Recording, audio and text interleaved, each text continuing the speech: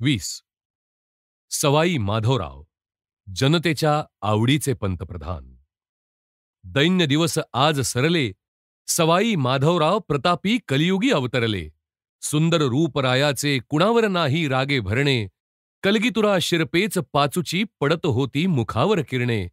महोत्सव घरोघर लागले लोक करायाला, परशुराम प्रत्यक्ष आले जणू छत्र धरायाला.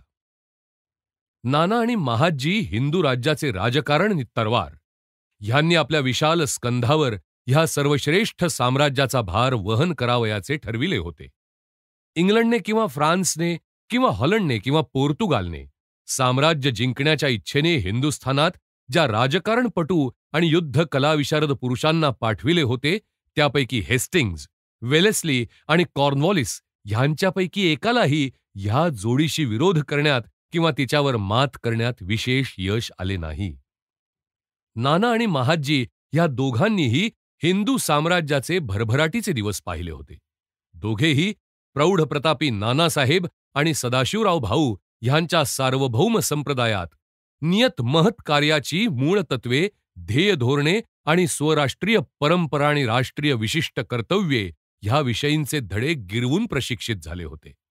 दोघांनीही पानिपत प्रत्यक्ष पाहिले होते आणि त्यातून दोघेही वाचले होते. त्या रक्तलांछित रणभूमीवर मृत होऊन पडलेल्या वीरांच्या पिढीचे कार्य पुढे चालवावयाचा दोघांनीही निश्चय केला होता. त्यांना अंतःकलहांनी विभक्त झालेले, विनाशाच्या कडेला जाऊन पोचलेले, ज्याच्या सिंहासनावर नामधारी बाहुले बसले आहे, ज्याच्या प्रधानकीचा भार एका अर्भकावर पडलेला आहे आणि ज्याचा घात करण्यासाठी बद्धपरिकर होऊन एक बलिष्ठ युरोपीय राष्ट्र शत्रुस्थानी बसलेले आहे, असे मराठी राज्य त्यांच्यासमोर दिसले आणि तरीही ह्या विषम परिस्थितीशी निधड्या धैर्याने आणि संस्पष्ट दूरदृष्टीने त्यांनी तोंड दिले. राज्यातील भांडणे आणि बंडे मोडून काढली आणि आपल्या समर्थ बाहुबलाने आणि अचूक दृष्टीने आपल्या आशियातील असो किंवा युरोपातील असो सर्व शत्रूंना खाली पाडून अपमानाचा पेला प्राशन करायला लावला. जनतेच्या राज्यक्रांतीच्या अनिश्चित आणि लहरी वृत्ती जागृत करून आपल्या स्वाधीन ठेवावयाचा अत्यंत कठीण भार त्यांनी आपल्या शिरावर घेतला होता. आता आपल्या सर्व शत्रूंचा निःपात करून क्रांती यशस्वी झाली होती आणि राष्ट्रीय अभिमताच्या पक्क्या पायावर उभारलेल्या नवीन राजसत्तेने रणांगणावर आपले अजिंक्यत्व सिद्ध केले होते. तेव्हा अशा वेळी या महत्कृत्याचा निदर्शक असा सर्वांचे डोळे दिपवून सोडणारा उत्सव करणे स्वाभाविक आणि राजकीय दृष्ट्या आवश्यक होते. बालपंतप्रधान सवाई माधवरावांच्या योजलेल्या विवाहाने असल्या राष्ट्रीय उत्सवासाठी योग्य संधी मिळाली. ते लोकांच्या निवडीचे पंतप्रधान होते. त्यांच्यासाठी राष्ट्राने युद्धे केली होती. ह्या उघड युद्धातूनच नाही तर त्यांचा नाश करण्यासाठी शत्रूंकडून विषप्रयोग, मारेकरी इत्यादी गुप्त, भ्याडपणाचे आणि नृशंस प्रयोग करण्यात आले. त्या सर्व प्रयोगातूनही आता ते सुरक्षित पार पडले होते. तेव्हा साहजिकच ह्या अघटित घटनांनी पूर्ण असे त्यांचे चरित्र पाहून लोकांना त्या गोकुळच्या दिव्य बालकाच्या बालचरित्राची तुलनेने आठवण झाल्यावाचून राहत नसे. आपल्या जिवलक बालराजांनी सुखमय किशोरावस्थेत पदक्षेप केलेला पाहण्यासाठी अखिल जनतेचे डोळे लागून राहिले होते. जवळची आणि लांब लांबची सर्व महाराष्ट्र जनता राष्ट्रीय आनंदोत्सवात भाग घेण्यासाठी पुण्यात गोळा झाली. राजपुत्र, संस्थानिक, प्रतिभाशाली कवी, प्रसिद्ध लेखक, थोर सेनानायक, उदगीर आणि अटकच्या रणभूमी पाहिलेले नि झुंजलेले प्रवीण रणझुंजार, राजकारण धुरंधर आणि कारस्थानपटू सर्वजण हा विवाह समारंभ साजरा करण्यासाठी नि आपल्या आवडत्या आणि अगाध प्रतापी पंतप्रधानांचे दर्शन घेण्यासाठी पुण्यात जमले.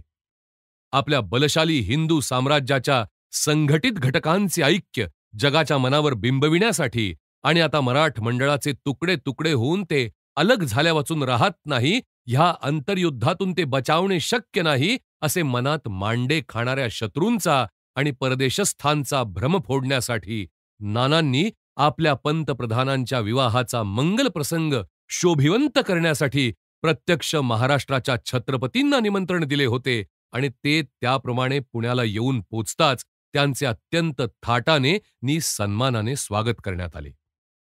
तेथे प्रशस्त राजसभेच्या मध्यभागी छत्रपती आपल्या सिंहासनावर विराजमान झाले.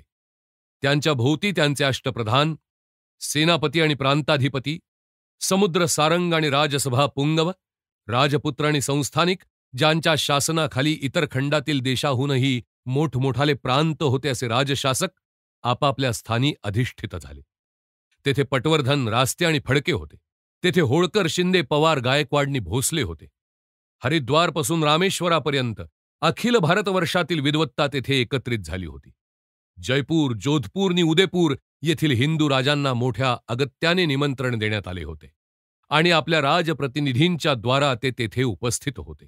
निजामाने, मोगलाने नि युरोपीय राष्ट्रांनी आपापल्या राजपुत्रांबरोबर आणि राजप्रतिनिधींबरोबर अभिनंदनाच्या देणग्या, आहेर आणि राजोपायने पाठविली होती. राजधानीच्या भोवती अनेक कोसपर्यंत राहुट्यातून घोडदळ, पायदळ आणि तोफदळ यांचे प्रतिनिधित्व महाराष्ट्राची तरवार आणि ढाल करीत होती. महाराष्ट्राच्या समुद्र सेनेच्या वतीने आंग्रे नि धुळप आले होते आणि पंतप्रधानांच्या वतीने सर्व पाहुण्यांचा आदर सत्कार नि व्यवस्था करण्याचे काम आंग्र्यांकडे सोपविण्यात आले होते हे योग्यच होते. आपल्या विस्तीर्ण छायेखाली ह्या जगव्याळ जनसमूहाला आश्रय देत मराठ्यांच्या दोन्ही ध्वजा, भगवा झेंडा आणि जरीपटका सर्व राष्ट्राला त्याने अंगीकारलेल्या स्वधर्म राज्याच्या, हिंदू पदपादशाहीच्या महत्कार्याची आठवण देत फडकत होत्या. सूचनेची खूण होताच घोडदळ, पायदळ आणि तोफदळ सर्व सैन्याच्या कंठातून एकच आनंद गर्जना उठली आणि लोकांच्या आवडत्या पंतप्रधानांच्या नावाने साभिवादन जय जयकार करण्यात आला. सर्वांना दिपवून टाकणाऱ्या थाटामाटाने आणि समारंभाने आपला परिवार आणि चारणनी भाटगण बरोबर घेऊन अत्यंत सुंदर आणि तितक्याच अभिनव पंतप्रधानांची स्वारी मंद मंद पावले टाकीत आली आणि राजसभेत प्रवेश करती झाली. सभागृह एकदम उभे झाले आणि सर्वांनी मस्तके नम्र करून आजपर्यंत लौकिक कथांचा आणि काव्यांचा वर्ण्यविषय आणि नायक झालेल्या पंतप्रधानांना प्रत्यक्ष राष्ट्राच्या हृदयाच्या निवेदनाचा प्रणाम केला. आणि ज्यावेळी अखिल भारताची राज्यसूत्रे प्रत्यक्ष ज्यांच्या हातात होती ते किशोर पंतप्रधान त्या उज्ज्वल सभागृहात मध्यभागी सिंहासनावर विराजित झालेल्या साताऱ्याच्या प्रभूंना, छत्रपतींना सामोरे गेले. हात जोडून आणि भोवती गुंडाळलेल्या फुलांच्या मालांनी त्रिवार बद्ध करून सामोरे गेले. त्यावेळी सर्व सभासदांना वाटलेल्या कौतुकाचे वर्णन काय करावे. महाराष्ट्राच्या छत्रपतींसमोर मराठ्यांच्या पंतप्रधानांनी सुद्धा सेवक भाव दाखविण्यासाठी हात जोडून आणि बांधून घेऊन जाणे राजसभेच्या अनुल्लंघनीय राजशिष्टाचारास धरूनच होते. त्या दृश्याने जनतेची अंतःकरणे आनंदाने उचंबळून आली. सेवक भाव, विनम्र आज्ञाधारकत्वाचे निदर्शन म्हणून सद्गदित झालेल्या राष्ट्रीय उर्मी कित्येक कठोर रणझुंजारांच्याही नेत्रातून वाहू लागल्या. पंतप्रधानांच्या भावना गूढ आणि गंभीर मुद्रेला सुद्धा आतील उमाळा लपविता आला नाही आणि आनंदाने टपोर अश्रू त्यांच्या गालांवरून ओघळताना दिसू लागले. मधून मधून कलहाची वृत्ती दिसून आली तरी अद्यापही मराठ मंडळाच्या घटकांना नियमित, जागृत आणि उत्तेजित करणाऱ्या संयुक्ततेच्या, अविभक्ततेच्या आणि हेतूंच्या एकवाक्यतेच्या ह्या भव्य प्रदर्शनाने आणि उत्सवाने इतर हिंदी आणि युरोपीय राजांच्या आणि राष्ट्रांच्या मनावर जो राजकीय परिणाम व्हावा अशी नानांची आणि महाराष्ट्राच्या इतर नेत्यांची अपेक्षा होती तो परिणाम तंतोतंत घडून आला. तसेच मराठ्यांच्या घटकातही आपण एका उज्ज्वल आणि तुल्याधिकारी संयुक्ततेचे घटक आहोत आणि एकत्र असल्यामुळेच प्रत्येकाला अधिक सामर्थ्य, अधिक महत्त्व आणि अधिक ऐश्वर्य मिळते आहे.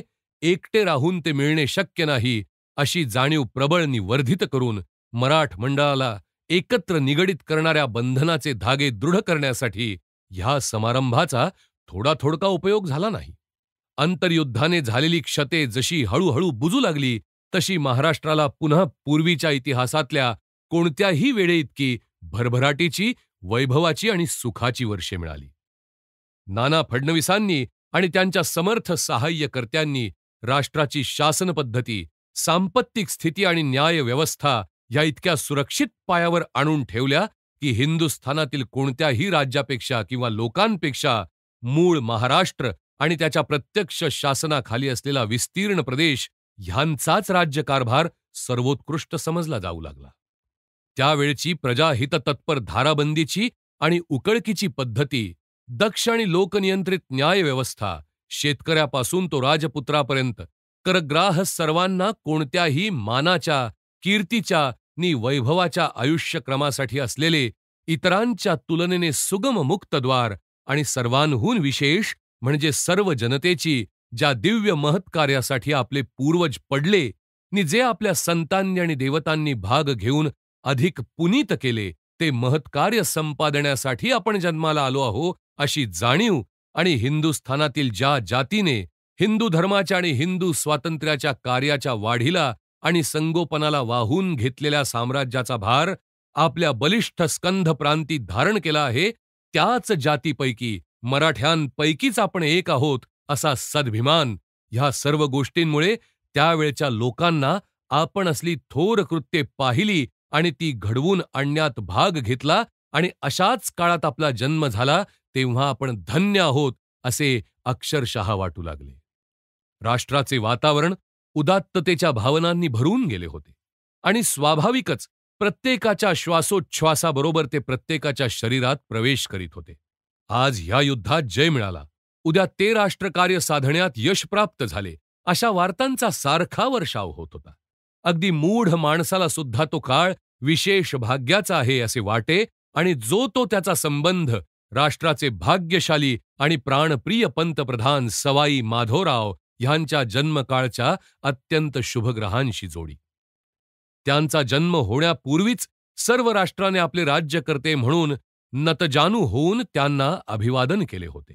जनप्रवाद असा प्रसृत झाला होता की प्रत्यक्ष थोरले माधवरावच मुसलमानी राज्याचा नाश करावयाची, हिंदू जातीच्या धर्मपाखंड आणि परकीय छळकांचा प्रतिशोध घ्यावयाची नि पूर्व समुद्रापासून पश्चिम समुद्रापर्यंत समर्थ आणि देवभीरू हिंदू साम्राज्य प्रस्थापित करावयाची त्यांची पवित्र इच्छा अतृप्त राहिल्यामुळे ह्या आपल्या आवडत्या दुसऱ्या माधवरावांच्या रूपाने पुन्हा जन्माला आले आहेत.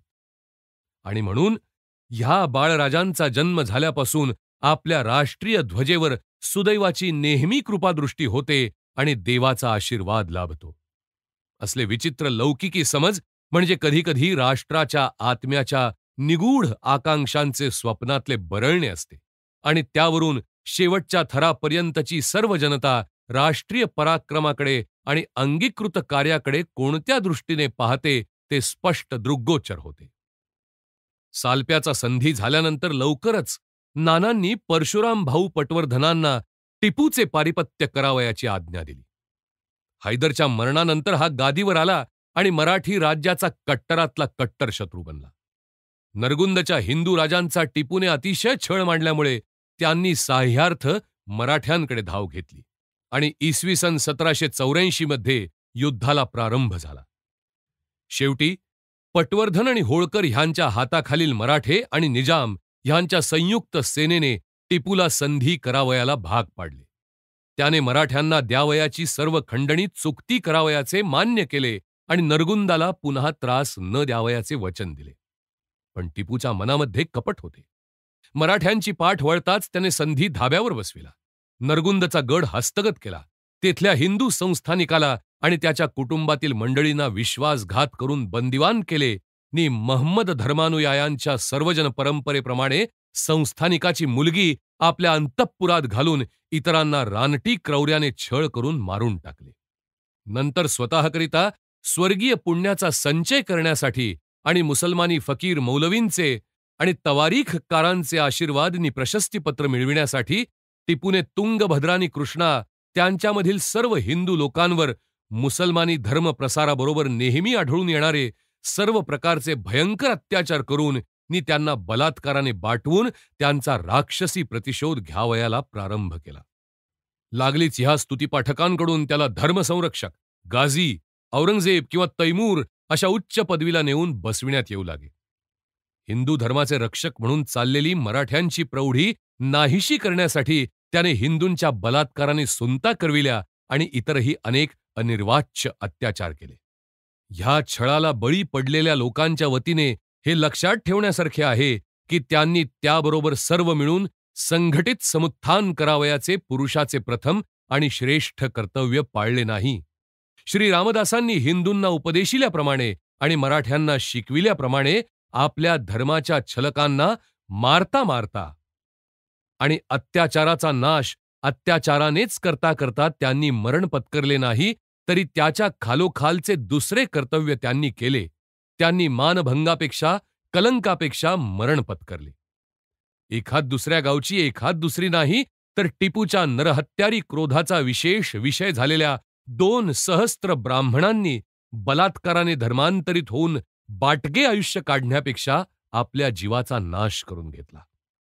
आपल्या धर्मासाठी त्यांनी स्वेच्छेने आत्माहुती दिली. मराठी सत्तेच्या उदयापूर्वी ह्या गोष्टी नित्यक्रमाच्या झाल्या होत्या. तोपर्यंत धर्म न सोडता मरण स्वीकारणे हीच सर्वात श्रेष्ठ गोष्ट हिंदू मात्राला करता येत होती. श्री रामदास उभे राहिले आणि सह्याद्रीच्या शिखरावरून गरजले, नाही, असे उपयोगी नाही. धर्म सोडण्यापेक्षा प्राण सोडणे बरे, हे प्रशस्त आहे, पण मारलेही जायचे नाही आणि बलात्काराने धर्मांतरितही व्हावयाचे नाही, उलट अत्याचाराच्या शक्तीचाच नाश करावयाचा असा प्रयत्न करणे हे त्याहून प्रशस्तच श्रेष्ठतर आहे. धर्मासाठी अशक्यच असेल तर मरा, पण मरताना स्वराज्य घेण्यासाठी, धर्मसंरक्षणासाठी मारता मारता मरत आपल्या शतावधी शिष्यांकडून धर्मासाठी मरावे, मरोनी अवघ्यास मारावे, मारता मारता घ्यावे राज्य आपुले, ह्या युद्धमंत्राचा उपदेश गुप्त मंडळातून, मठामठातून आणि घराघरातून देऊन त्यांनी हिंदू मात्राला नुसता काट्यांचा किरीटच नाही, तर तसाच आणि त्याबरोबरच विजयाचा मोत्याचा तुराही प्राप्त करून घ्यावयाला शिकविले. आणि हे असे झाल्यावर सुद्धा टिपूने शिवाजीचे वंशज पुण्याला अद्यापि राज्य करीत असताना हिंदूंना त्यांचा छळ करून बाटवावयाचे आणि औरंगजेबाची भूमिका करावयाचे धार्ष्ट्य केले. टिपूच्या धर्मवेडाला बळी पडलेल्या सहस्त्रावधी ब्राह्मणांच्या आणि कर्नाटक, आंध्र आणि तामिळ प्रांतातील हिंदूंच्या कंठातून निघालेली, ह्या मुसलमानी छळापासून आमची मुक्तता करा, अशी आर्त हाक पुण्याला येऊन पोचली. हिंदवी सत्तेला हे सहन करणे कसे शक्य होते? कृष्णे पलीकडच्या आपल्या धर्मबंधूंवर पडलेल्या या भयंकर दुर्दैवाच्या घाल्याचा वृत्तांत ऐकून स्वस्थ बसणे महाराष्ट्राच्या हिंदू साम्राज्याला अशक्य होते. मराठ्यांच्या हिंदू सत्तेला हे उघड आव्हान होते आणि त्यांनी ते स्वीकारले. ह्यावेळी त्यांचे सैन्य मोठमोठाली युद्धे भांडण्यात उत्तरेला गुंतले होते. तो वृत्तांत आपण लवकरच पाहू. पण तरीही नानांनी आपल्या कर्नाटकातील देशबांधवांच्या सुटकेसाठी एकदम धावावयाचे ठरविले. ह्या युद्धात जो प्रदेश टिपूपासून जिंकला जाईल त्याचा 3रा भाग द्यावयाच्या आमिषाच्या वचनाने निजामाला वळवून घेऊन त्यांनी मराठी सेनांना ह्या मुसलमानी धर्मवेड्याविरुद्ध प्रबळ स्वारीवर निघावयाची आज्ञा केली. पटवर्धन, बेहरे आणि इतर मराठे अभिमंत्रणासाठी एकत्र होऊन पुन्हा आपापली पथके घेऊन पृथक झाले आणि त्यांनी शत्रूची बदामी आणि तशीच इतर बलिष्ठ स्थळे घेतली आणि त्याला इतक्या वेळा आणि इतक्या आवेशाने चोप देऊन सतावून सोडला की शेवटी तो आश्रयार्थ राज्यातील डोंगराळ प्रदेशात जाऊन लपून बसला. पण तेथेही बायकांना आणि पोरांना पीडा देऊन, निरुपद्रवी हिंदू पुजाऱ्यांना आणि उपाध्यायांना छळून नि हिंदू कुमारिकांना भ्रष्ट करून प्रसिद्धीला आलेले हे इस्लामी वीर हिंदू सेनेपुढे अधिक वेळ टिकाव धरू शकले नाहीत. त्याचे डोके फोडावयाचे सामर्थ्य आमच्या मनगटात आहे असे हिंदूंनी दाखवताच त्याने शेवटी त्याच हिंदूंच्या जवळ क्षमेची आणि संधीची याचना केली. ह्याआधी सहस्त्रावधी हिंदूंनी आणि हिंदू कुमारिकांनी प्रतिकार न करता आणि वर मान न उचलता आत्मयज्ञ केला होता. पण त्याच्या योगाने ह्या धर्मवेड्या नरपशूच्या अत्याचाराची धार बोथट न होता उलटी अधिक तिखट झाली होती. पण प्रतिकार शून्य हौतात्म्याला जे साधता आले नाही ते धर्म्य आणि प्रतिकार प्रवण शक्तीने करून दाखविले आणि अधिक पीडा करण्याचे अत्याचाराचे बळच नाहीसे केले. टिपूला हिंदू सत्तेला जुन्या खंडणी प्रीत्यर्थ 30 लाख रुपये जागच्या जागी मोजून द्यावे लागले. आणखी 15 लाख रुपये एका वर्षाच्या आत देण्यासाठी बांधून घ्यावे लागले आणि वर नरगुंदचे संस्थान, कित्तूर आणि बदामी ही स्थळे मराठ्यांच्या स्वाधीन करावी लागली. आता मुसलमानांप्रमाणे नीचपणाला तसल्याच प्रकारचे प्रतिशोध सामर्थ्य दाखवावयाचे मराठ्यांनी मनात आणले असते तर टिपूच्या मुसलमानी प्रजेला टिपू सुलतानाच्या आज्ञेने थोड्याच दिवसांपूर्वी हिंदूंचा छळ करण्यात ज्यांनी इतकी पाशवी तत्परता दाखविली होती त्याच मौलवींना आणि मौलानांना मुसलमानी सुनतेपेक्षा कितीतरी निरुपद्रवी असा शेंडी ठेवावयाचा विधी करावयाला बलपूर्वक भाग पाडून त्यांना हिंदू बनविता आले असते. पण मराठ्यांनी प्रतिशोधासाठी देखील मशिदी पाडल्या नाहीत. बलात्काराने मुसलमानी स्त्रियांना आपल्या अंतःपुरात घातले नाही आणि खड्गाच्या धारेवर धरून इच्छेविरुद्ध हिंदू धर्म स्वीकारावयाला लावून कोणत्याही लोकांच्या धर्माचा अपमान केला नाही. ही पौरुषाची कृत्ये साहजिकच त्यांच्या स्वभावाला अस्वाभाविक होती. कारण तैमूरने आणि टिपूने, अल्लाउद्दीनाने आणि औरंगजेबाने पठण केलेल्या कुराणावर त्यांची निष्ठा बसलेली नव्हती. असली अत्याचाराची आणि लूटमारीची कृत्ये केवळ सद्धर्म भक्तांनाच करावयाचा अधिकार आहे, काफरांना नाही. दक्षिणेकडे टिपूच्या धर्मांध क्रौर्यापासून हिंदूंची मुक्तता केल्यावर आता मराठी सैन्यांना उत्तरेकडे त्यांच्या शत्रूंनी जो एक मोठा संघ निर्माण केला होता तो फोडण्याकडे आपले सर्व प्रयत्न एकवटणे शक्य झाले. इतके दिवस ह्याला महादजी शिंद्यांनी एकट्यांनी दाबात ठेविले होते. सालप्याचा संधी झाल्यावर महादजी उत्तरेकडे गेले. युरोपीय सेनाचालकांच्या हाताखालील नियमबद्ध सैन्याच्या कर्तृत्वाचा त्यांच्या मनावर अतिशय परिणाम झाला होता. तेव्हा सदाशिवराव भाऊंची योजना पूर्ण करण्याकडे त्यांनी पहिल्याने युरोपीय पद्धतीने भरती केलेल्या, नियम लावलेल्या आणि शिक्षण दिलेल्या वेतनी सैन्याचे महत्त्व नुसते ओळखलेच नव्हते, तर त्याचा उपयोग करावयाचा मोठ्या प्रमाणावर प्रयत्न केला होता. असे पहिले थोर हिंदी सेनापती महादजी शिंदे यांनी फ्रेंच सेनानायक डिबॉइन ह्याच्या शिक्षणाखाली एक बलिष्ठ सैन्य सिद्ध केले आणि ते इतके उत्तम रीतीने सज्ज केले की त्याला कोणत्याही पाश्चात्यांच्या सैन्याशी टक्कर घेता यावी. ह्या सैन्याच्या बळावर उत्तरेकडील त्यांच्या कारस्थानाच्या आड यावयाचे धैर्य नि त्यांना आपण म्हणू ते करावयाला लावण्याचे सामर्थ्य त्यांच्यामध्ये आले.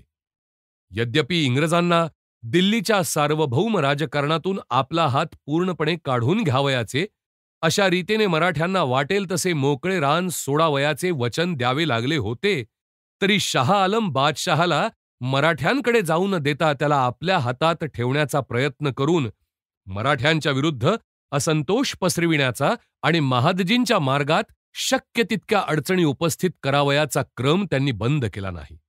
पण त्या सर्वांचा समाचार घेऊन महादजींनी दिल्लीच्या सार्वभौम राजकारणाची सूत्रे आपल्या हातात पक्केपणी घेतली, बादशहाला दिल्लीला परत आणले आणि वजिराच्या जागेसाठी धडपडणाऱ्या मुसलमान धूर्तांचे सर्व बेत ढासळून पाडले. अगतिक बादशहाला महादजी शिंद्यांना आपले वजीर करावे लागले. बादशाही सेनेची सूत्रे त्यांच्या हातात द्यावी लागली आणि दिल्ली आणि आग्रा ह्या दोन प्रांतांचा राज्यकारभार त्यांच्या स्वाधीन करावा लागला. अशा रीतीने मुसलमान आणि युरोपीय ह्या दोन्ही प्रतिस्पर्ध्यांना जळफळत ठेवून मराठ्यांनी मोगली साम्राज्याला शेवटची मूठ माती दिली. ह्याप्रमाणे दिल्लीची सूत्रे तर महादजींच्या हातात आली. इतकेच नाही तर मोगल बादशहाने पंतप्रधानांना वजीर मुतालिक ही पदवी दिली. म्हणजे आपल्या स्वतःच्या व्ययासाठी 65,000 रुपयांचे वेतन बांधून घेऊन आणि नावाचा बादशहा ह्या पदवीने वैभव संपादन करून त्याच्या विनिमयात बादशहाने पंतप्रधानांना राजांचा राजा महाराजाधिराज करून टाकले आणि आपल्या नावाने सर्व कारभार करावयाचा अधिकार दिला. राज्यघटनेतील ह्या नवीन परिवर्तनाने जी परिस्थिती उत्पन्न झाली तिचे वर्णन त्यावेळच्या एका मराठी लेखकाच्या शब्दात केलेले बरे. आता बादशाही आमची झाली आहे. म्हातारा मोगल बादशहा केवळ आमचे वेतन उपभोगणारा सेवक, आपण होऊन झालेला आमच्या हातातला बंदिवान आहे.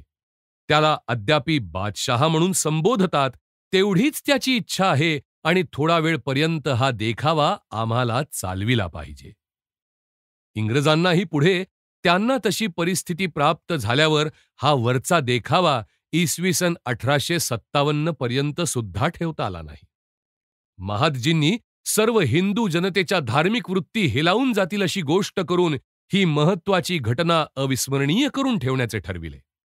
आता सर्व सत्ता हिंदूंच्या हातात आली हे दाखविण्यासाठी अखिल भारतवर्षात गायीनी बैल ह्यांची हत्या कोणीही हिंदवी साम्राज्यात करता कामा नये अशी राजाज्ञा प्रसृत झाली.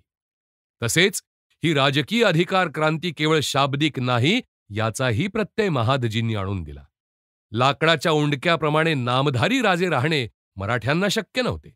त्यांनी लागलीच सर्व विरोधकांना सरळ करून त्यांचे महाराष्ट्र मंडळाच्या नेतृत्वाखाली एक बलिष्ठ आणि श्रेष्ठ हिंदू साम्राज्य बनवावयाला प्रारंभ केला.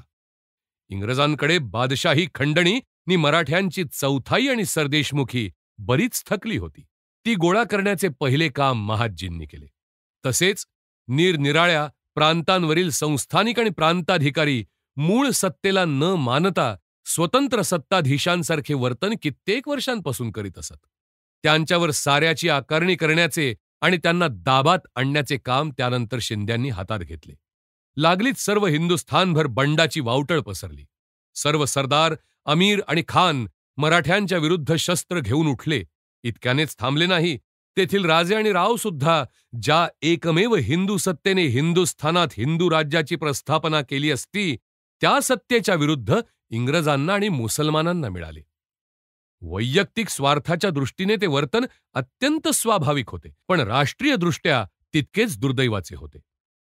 जयपूर आणि जोधपूर ह्या दोन रजपूत संस्थानांनी एक होऊन इंग्रजांच्या किंवा मुसलमानांच्या विरुद्ध केव्हाही केले नसेल इतके मोठे सैन्य मराठ्यांच्या विरुद्ध उभे केले आणि उत्तर हिंदुस्थानातील विद्रोही मुसलमानी सेनेशी सहकार्य करून शिंद्यांच्या सैन्याशी लालसोटेला प्रचंड युद्ध केले. समर अगदी भरात आले असता महादजींच्या हाताखालील बादशाही सैन्यातील मुसलमान सैनिक पूर्वी ठरल्याप्रमाणे खून होताच सर्वच्या सर्व रजपुतांना जाऊन मिळाले आणि अशा रीतीने एकाएकी विश्वासघात झाल्याने मराठ्यांचा पराभव झाला. पण ह्या अकस्मात झालेल्या पराभवाने ह्या शूर मराठी सेनापतीचे तेज जितके कसाला लागले तितके दुसऱ्या कशानेही लागले नसेल. मुळीच न कचरता त्याने लवकरच मराठ्यांचे सैन्य पुन्हा एकत्र केले. आग्र्याचा दुर्ग मुसलमानांनी चोहो बाजूने वेढून टाकला असता तेथील मराठी दुर्गाधिकारी लखोबा दादा यांनी त्यांचा शौर्याने नि चिकाटीने प्रतिशोध केला नि शिंद्यांच्या शत्रूंचा लोंढा थोपवून धरला. इतक्यात ज्या नजीब खानाला त्याच्या दुष्कृत्यांचे न विसरता मराठ्यांनी पुरे प्रायश्चित्त केले होते, त्याचा नातू गुलाम कादर आपले रोहिले आणि पठाण बरोबर घेऊन मराठ्यांच्या हातातून दिल्लीची मुक्तता करण्याच्या हेतूने रणक्षेत्रावर उतरला. मूर्ख बादशहाने त्याला प्रोत्साहन दिले नि महादजी त्यांच्या विरुद्ध सर्व बाजूंनी शस्त्रे घेऊन उठलेल्या रजपूत आणि मुसलमान सैन्यांशी आग्र्याजवळ युद्ध करण्यात गुंतले असता त्याने दिल्लीत प्रवेश केला. महादजींनी उत्तरेकडे परिस्थितीने कशी उलट घेतली आहे ह्याची माहिती आधीच नानांना कळवली होती आणि ह्या सर्व त्रासाच्या मुळाशी आपल्या महत्वाकांक्षेच्या संबंधात निराश झालेले इंग्रजच आहेत ही गोष्टही त्यांच्या लक्षात आणून दिली होती. मराठ्यांना समोरासमोर विरोध करण्याची त्यांची छाती नव्हती. त्यांनी तो प्रयत्न करून पाहिला होता आणि त्यात अपयश घेऊन बसले होते. तरी पण मराठ्यांना आणखी काही दिवस बादशहाच्या नावाचा आणि अधिकाराचा उपयोग करू दिला तर ते निश्चयाने ज्या पांघरुणाखाली ह्या सोंगाचे प्रदर्शन चालले आहे तो पातळ पडदाही फाडून टाकतील आणि उघड उघड स्वतःच चक्रवर्तीपणाची चिन्हे धारण करतील. किंबहुना त्यांनी जवळजवळ तसे केले आहे ही गोष्ट ते जाणून होते. तेव्हा जीर्ण मोगल सत्तेच्या बादशाही बाहुल्याची सूत्रे आपल्या हातात आणून ठेवण्याची त्यांना अत्यंत उत्कंठा लागली होती. मराठ्यांच्या ह्या श्रेष्ठ सेनापतींनी पाटीलबुवांनी नानांना पाठविलेल्या पत्रात महाराष्ट्रातील लोकांना पुढील प्रमाणे ओजस्वी भाषेत प्रोत्साहन दिले. आपल्या थोर साम्राज्याच्या हिताकरिताच केवळ आपण जगतो आहो, कष्ट करतो आहो आणि मरणारही आहो. मराठ मंडळाचे अधिपती हेच आपले सर्वांचे एकमेव स्वामी आहेत हे आपण विसरता कामा नये. मत्सराचे किंवा वैयक्तिक स्वार्थाचे सर्व किलमिष आपण मनातून काढून टाकूया. जर तुमच्यापैकी कोणाच्या मनात माझ्या हेतूंविषयी शंका असेल तर माझी प्रार्थना आहे की ती त्याने अगदी काढून टाकावी. माझ्याविषयी जे मत्सर पसरवितात ते आपले खरे शत्रू आहेत. ते आपल्या दुही पाडून आपली घरे भरीत आहेत. मराठी राज्याची मी आजवर केलेली सेवा त्यांचे तोंड बंद करावयाला पुरी आहे. तेव्हा ह्या प्रसंगासाठी आपण सर्व सिद्ध होऊन राष्ट्रीय ध्वजेखाली भगव्या झेंड्याखाली एकत्र होऊया.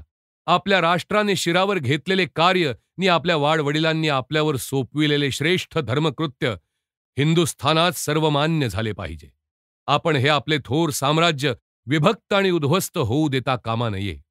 राष्ट्रीय हितसंबंधांवर अशा रीतीने संकट आले असता ह्या उदात्त पत्राकडे दुर्लक्ष करणारा मनुष्य नाना नव्हते. ह्यावेळी टिपूशी त्यांनी युद्ध चालविले होते हे आपण पाहिलेच आहे. त्याला अवश्य तितका नम्र केल्याबरोबर नानांनी होळकरांना शिंद्यांच्या सहाय्यासाठी पाठविले. आपल्या पूर्वजांचे भव्य स्वप्न अगदी खरे होण्याच्या बेतात आले असता आणि ज्याच्या आश्रयाखाली अखिल हिंदुस्थान एकत्र होईल अशी आशा उत्पन्न झाली होती, असे मोठे हिंदू साम्राज्य संस्थापित होत असता नेमक्या त्याच वेळी रजपूत आणि मराठे यांचे आपसात युद्ध जुंपावे आणि हिंदूंच्या शत्रूंना त्यामुळे आपली डोकी वर काढावयाला अनायासे संधी मिळावी, ह्या गोष्टीचा नानांना अतिशय खेद वाटला. तेव्हा नानांनी रजपूत राजांबरोबर आणि त्यातही मुख्यतः जयपूरकरांबरोबर पंतप्रधानांच्या वतीने बोलणे चालू केले. त्यांनी हिंदू राज्याच्या शत्रूशी संगनमत करू नये नि कसेही करून मराठ्यांनी जवळजवळ स्थापित आणलेल्या हिंदू साम्राज्याशी पटवून घ्यावयाचा मार्ग त्यांनी शोधून काढावा, इकडे त्यांचे मन वळवण्याचा प्रयत्न करण्यात आला. पुण्याहून पाठविलेल्या सैन्याचे सहाय्य मिळाल्यावर महादजींनी तेव्हाच आपल्या शत्रूंना वठणीवर आणले. त्यांनी राणा खान, आप्पा खंडेराव आणि इतर मराठी सेनानायक ह्यांना त्यांच्या सहाय्यार्थ डिबॉयनच्या हाताखाली सिद्ध झालेल्या 2 राखलेल्या सैन्याच्या तुकड्या देऊन पानिपतचे कारस्थान रचणाऱ्या नजीब खानाच्या नातवाविरुद्ध गुलाम कादर विरुद्ध पाठविले. मुसलमानांनी लढाईचा निश्चय केला. 2 निकराच्या लढाया झाल्या आणि त्यात आजपर्यंत कधीही मिळाला नव्हता असा मार खाऊन मुसलमान मोडले गेले. ते सर्व दिशांनी पळू लागले. इस्माईल बेग आणि गुलाम कादर यांनी दिल्लीची वाट धरली. त्यांना विसाव्याला वेळ न देता मराठे मागून पाठलाग करत आले. बादशहा भीतीने कापू लागला. गुलाम कादरने पैशाची मागणी केली. बादशहाला ती भागवता आली नाही. रागे बेभान होऊन त्या क्रूर आणि रानटी रोहिल्याने अत्याचारांच्या आणि बलात्कारांच्या पद्धतशीर सत्रालाच प्रारंभ केला. त्याने बादशहाला सिंहासनाच्या खाली ओढले, त्याला जमिनीवर पाडले आणि त्याच्या छातीवर गुडघा रोवून त्या अकबर आणि औरंगजेबाच्या वृद्ध आणि असहाय्य वंशधराच्या डोळ्यात आपली सुरी खुपसली आणि त्यातली बुबुळे फोडून टाकली. ह्या अमानुष कृत्यानेही त्याची तृप्ती न होता त्याने बादशहाच्या राण्या आणि मुली अंतर्गृहातून ओढून बाहेर काढल्या. दांडगाईने त्यांची वस्त्रे फाडली आणि आपल्या डोळ्यासमोर आपल्या चाकरांकडून त्यांच्यावर बलात्कार करविला. ह्या राक्षसी क्रौर्याचे एक कारण असे होते की शाह आलम बादशहाने ह्या गुलाम कादरवर शस्त्र प्रयोग करून मुसलमानी रीतीप्रमाणे त्याचे पुरुषत्व नष्ट केले होते. राजधानीत सर्वत्र लुटालूट चालू झाली. महम्मदी धर्माच्या नावाखाली मुसलमानांना इतरांच्यावर नेहमी जे अत्याचार करावयाची सवय लागली होती, ते सर्व अत्याचार मुसलमानांनी मुसलमानांवरच केले.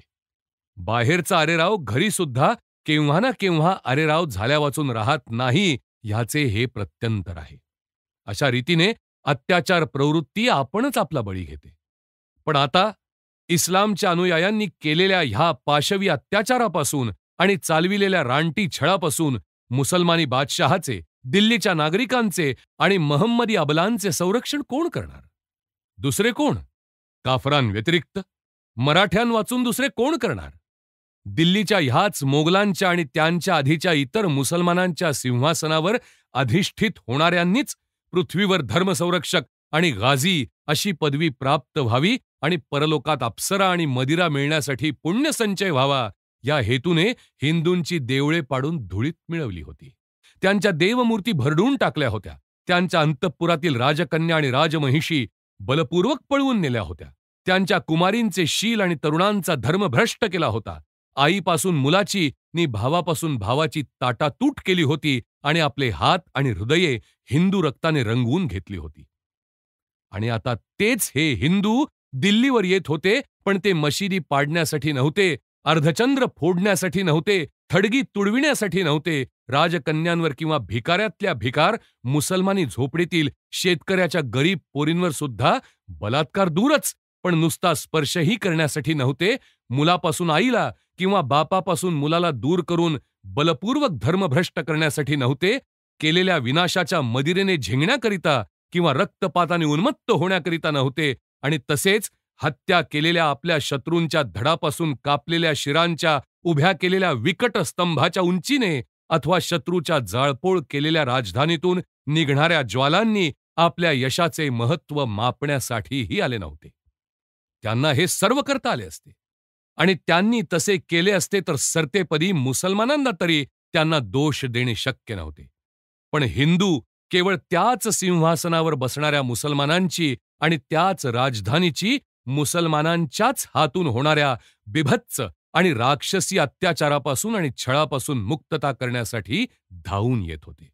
मराठ्यांनी यावे म्हणून राजधानीत प्रार्थना होत होत्या आणि हिंदू साम्राज्याच्या सैन्याने नगर वेशीतून प्रवेश करताच सर्व नागरिकांनी, मुसलमानांनी आणि हिंदूंनी अत्यंत अंतःकरणपूर्वक त्यांचे प्रचंड स्वागत केले. अलिजा बहाद्दर, अप्पा खंडेराव, राणा खान आणि डिबॉयन ह्यांनी राजधानी हातात घेतली, पण त्यांना अपराध्यांचा नायक जो गुलाम कादर तो केव्हाच तेथून निघून गेल्याचे आढळून आले. गुलाम कादर म्हणजे नजीबाचा नातू, मराठ्यांचा वंश परंपरेचा शत्रू. त्याच्या अनेक अपराधांना योग्य असे शासन भोगल्याविना आता त्याची सुटका होणे अशक्य होते. दिल्लीच्या बादशहाने थोड्या दिवसांपूर्वीच मराठ्यांच्या विरुद्ध कारस्थान रचले होते आणि ह्याच गुलाम कादरशी त्याचा आजा जो नजीब खान त्याने मराठ्यांविरुद्ध पानिपतला जसे मुसलमानांचे कूट उभारले होते तसेच कूट उभारण्यासाठी संगनमत केले होते. तरीही मराठ्यांनी माणुसकीला स्मरून औरंगजेबाच्या वंशजाचीही त्याच्या मुसलमानांच्याच अत्याचारी हातातून सोडवणूक करण्यासाठी शक्य ते केले. त्यांनी गुलाम कादरला पकडण्यासाठी सैन्याची एक मोठी तुकडी पाठवून दिली. गुलाम कादरने आता मीरतच्या दुर्गाचा आश्रय केला होता. त्याने चिकाटीने दुर्ग झुंजवायला प्रारंभ केला, पण मराठ्यांच्या पुढे अधिक दिवस तग धरणे शक्य नव्हते. तेव्हा तो घोड्यावर स्वार झाला आणि पळू लागला, पण मराठ्यांनी पाठलाग करताच त्या गडबडीत घोड्यावरून खाली घसरला आणि बेशुद्ध स्थितीत रणक्षेत्रावर पडला. तेथे जाणाऱ्या येणाऱ्या शेतकऱ्यांनी त्याला ओळखून मराठ्यांच्या सेनानिवासात पोचते केले. ह्या मानवी राक्षसाला सगळ्यांना धाक बसेल अशी अत्यंत कडक शिक्षा झाली पाहिजे अशी मागणी करण्यात मुसलमान जनताच सर्वांच्या पुढे होती. गुलामाच्या घराण्याचे 3 पिढ्यांचे ज्यांच्याशी उभे वैर होते त्या महादजी शिंद्यांच्या समोर त्या नराधमाला आणण्यात आले. गुलामाला आता आपल्या सर्व दुष्कृत्याचे प्रायश्चित्त भोगावे लागले. दुसऱ्यांना दिलेल्या पीडेची कल्पना येण्यासाठी त्याचे अवयव छिन्नविच्छिन्न करण्यात आले आणि तरीही त्याच्या तोंडातील अभद्र गाली प्रदानाला खळ पडत नाही हे पाहून त्याची जीभ आणि डोळे ओढून काढून भोसकण्यात आले. इतके झाल्यावर भयंकर विद्रूप झालेल्या त्या नजीबाच्या नातवाला गुलाम कादरला बादशहाकडे पोचविण्यात आले. कारण ज्या मानवी राक्षसाने आपला इतका भयंकर रीतीने छळ केला त्याला तितकेच भयंकर शासन मिळून त्याचा अंत झालेला पाहावयास बादशहा अत्यंत उत्सुक झाला होता. अशा रीतीने ज्या नजीब खानाने पानिपतावर मराठ्यांचा निःपात करण्याची प्रतिज्ञा केली होती त्याच्याच वंशाचा मराठ्यांकडून पूर्ण निःपात झाला. त्याचे किंवा त्याच्या राज्याचे चिन्ह सुद्धा मागे राहिले नाही. इसवी सन 1789 पर्यंत महादजींनी इतर मराठी सेनानायकांच्या साहाय्याने आपले सर्व प्रतिस्पर्धी वठणीवर आणले. मुसलमानी व्यूह ढासळून पडला. त्याच्या रजपूत सहाय्यकांचे पारिपत्य केले आणि चुप बसणे हेच शौर्याचे मुख्य अंग आहे असे वाटावयास लागावे इतकी इंग्रजांना आपल्या शक्तीची चुणूक दाखवून खाली मान घालावयास लावले. वृद्ध बादशहा पुन्हा पूर्ण स्वाधीन झाला आणि त्याने बादशाहीतील वकील मुतालिक ही सर्वात वरच्या अधिकाराच्या स्थानाची पदवी आणि महाराजाधिराज पदाचा मान महादजींना द्यावयाची पुन्हा इच्छा दाखविताच महादजींनी ती आपले धनी जे बाल पंतप्रधान त्यांचा मान राखण्यासाठी स्वतःकरिता नाकारली नि त्यांचे स्वामी पंतप्रधान यांचे नावाने ती पदवी स्वीकृत केली.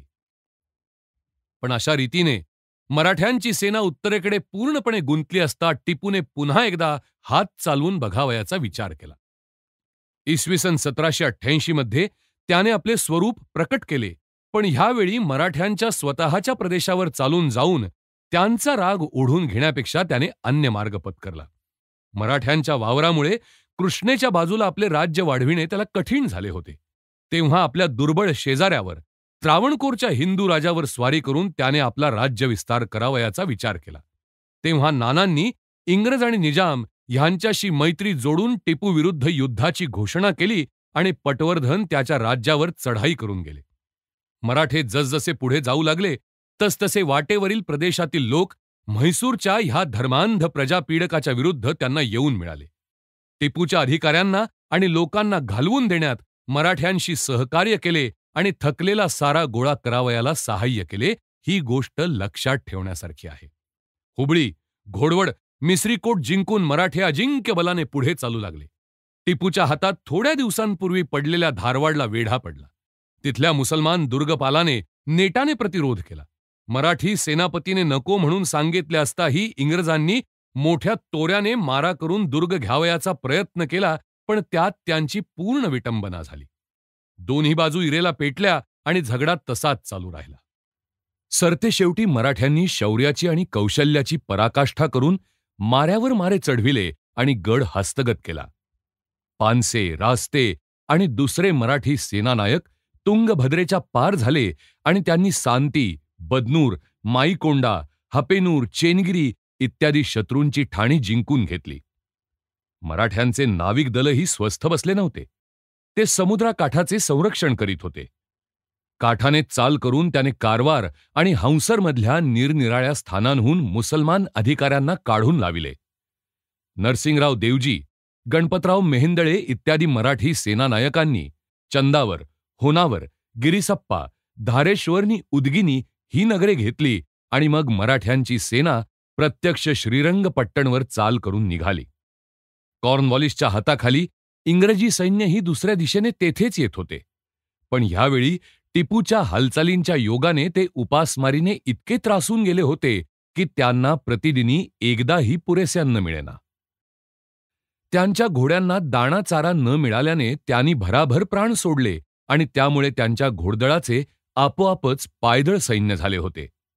अशा असहाय्य आणि बुभुक्षित स्थितीत इंग्रजी सैन्य असताना जेव्हा त्याने मराठी सैन्याची पथकेच्या पथके जीवनाला आवश्यक असलेल्या सर्व गोष्टींनीच नाही तर विलासाच्याही वस्तूंनी भरलेले हाटच समवेत घेऊन आपल्याकडे येताना पाहिली, तेव्हा त्यांना झालेल्या आनंदाचे वर्णन कोठवर करावे. हरिपंत फडक्यांनी अत्यंत काळजीपूर्वक विचारपूस करून आपल्या मित्रांच्या सर्व उणीवा दूर केल्या. मित्रांची सैन्ये 10 दिवस एकत्र राहिली. त्यावेळी मराठ्यांनी तसे मनात आणले असते तर त्यांनी टिपूचे राज्य इतके निर्मूल करून टाकले असते की जगात त्याचे चिन्हही राहिले नसते. पण नानांचे धोरण टिपूला पूर्णपणे नाहीसे करावयाच्या विरुद्ध होते. मद्रासकडील इंग्रजांच्या महत्वाकांक्षी कारस्थानांना आळा बसविण्यासाठी त्यांना तो आणखी थोडे दिवस राहावयाला पाहिजे होता. म्हणून आणखी काही चकमकी उडाल्यावर आणि इंग्रजांकडून नि मराठ्यांकडून टिपूला भरपूर मार मिळाल्यावर जेव्हा टिपू दाती तृण धरून शरण आला, तेव्हा परशुराम भाऊ आणि हरिपंत फडके ह्यांनी मध्ये पडून त्याच्याशी संधी करण्यासाठी इंग्रजांचे मन वळविले. ह्या संधीच्या योगाने टिपूला आपले अर्धे राज्य मराठ्यांच्या स्वाधीन करावे लागले. 3 कोटी रुपयांची भरपाई करावी लागली आणि त्रावणकोरच्या हिंदू राज्याला अतःपर त्रास न देण्याचा करार करावा लागला. मित्र राष्ट्रांनी संधीच्या पालनार्थ टिपूचे 2 मुलगे बंधक म्हणून घेतले. मिळालेला भाग तिन्ही मित्रांनी सारखा वाटून घेतला. त्यात मराठ्यांना 90 लक्ष वार्षिक उत्पन्नाचा विस्तीर्ण प्रदेश मिळाला. येणेप्रमाणे टिपूबरोबरचे 3रे युद्ध समाप्त झाले आणि मराठी सैन्य सन्मान आणि युद्धनैपुण्यासाठी प्रख्याती संपादून परत इसवी सन 1792 मध्ये राजधानीला येऊन पोचले. पण तितकाच उज्ज्वल सन्मान संपादून आणि अधिक दिपवून टाकणारे समरविजय मिळवून मराठी साम्राज्याचे उत्तरेकडील सेनापतीही ह्याच वेळेला महाराष्ट्राच्या राजधानीकडे आपला मार्ग क्रमित होते. ह्या 2 प्रचंड सैन्यांच्या मिलनाच्या दृश्याने एकीकडून ज्यांनी दक्षिणेचा विजय केला आणि तेथल्या हिंदू जनतेची टिपूच्या धर्मांध क्रौर्यापासून मुक्तता केली ते फडकेनी रास्ते, दुसरीकडून ज्यांनी उत्तर दिशा पादाक्रांत केली, दिल्लीच्या बादशहाला हिंदू साम्राज्याचा केवळ वेतनग्राही आश्रित बनविला आणि इंग्रज, फ्रेंच, पठाणनी रोहिले ह्यांच्या डोळ्यासमोर एक नाव सोडून सर्व प्रकारे चक्रवर्तीपद धारण केले, ते महादजी शिंदे ह्यांच्या 2 प्रचंड सैन्यांच्या पुण्याला होणाऱ्या मिलनाच्या दृश्याने हिंदुस्थानातील आणि बाहेरील सर्व परकीय सत्ता गोंधळून गेल्या आणि आपला पुढे निभाव कसा लागणार ह्या विवंचनेत पडल्या. ही दोन्ही सैन्ये कोणत्या उद्देशाने एक होत आहेत? समर्थ महाराष्ट्र मंडळ ह्यापुढे कोणते कार्य हातात घेणार? कोणाविरुद्ध आता त्याची दृष्टी वळणार आणि कोणाला त्याच्या भक्ष्यस्थानी पडावे लागणार? हिंदुस्थानातील सर्व डोळे पुण्याकडे लागून राहिले, कारण आता दिल्ली गणतीतच राहिली नव्हती. दिल्ली म्हणजे पुण्याची उपनगरी झाली होती. पण महाराष्ट्र स्वतः अगदी विरुद्ध प्रकारच्या आशंकांनी अस्वस्थ झाले होते. दोन महापुरुष नाना आणि महादजी समोरासमोर आले होते.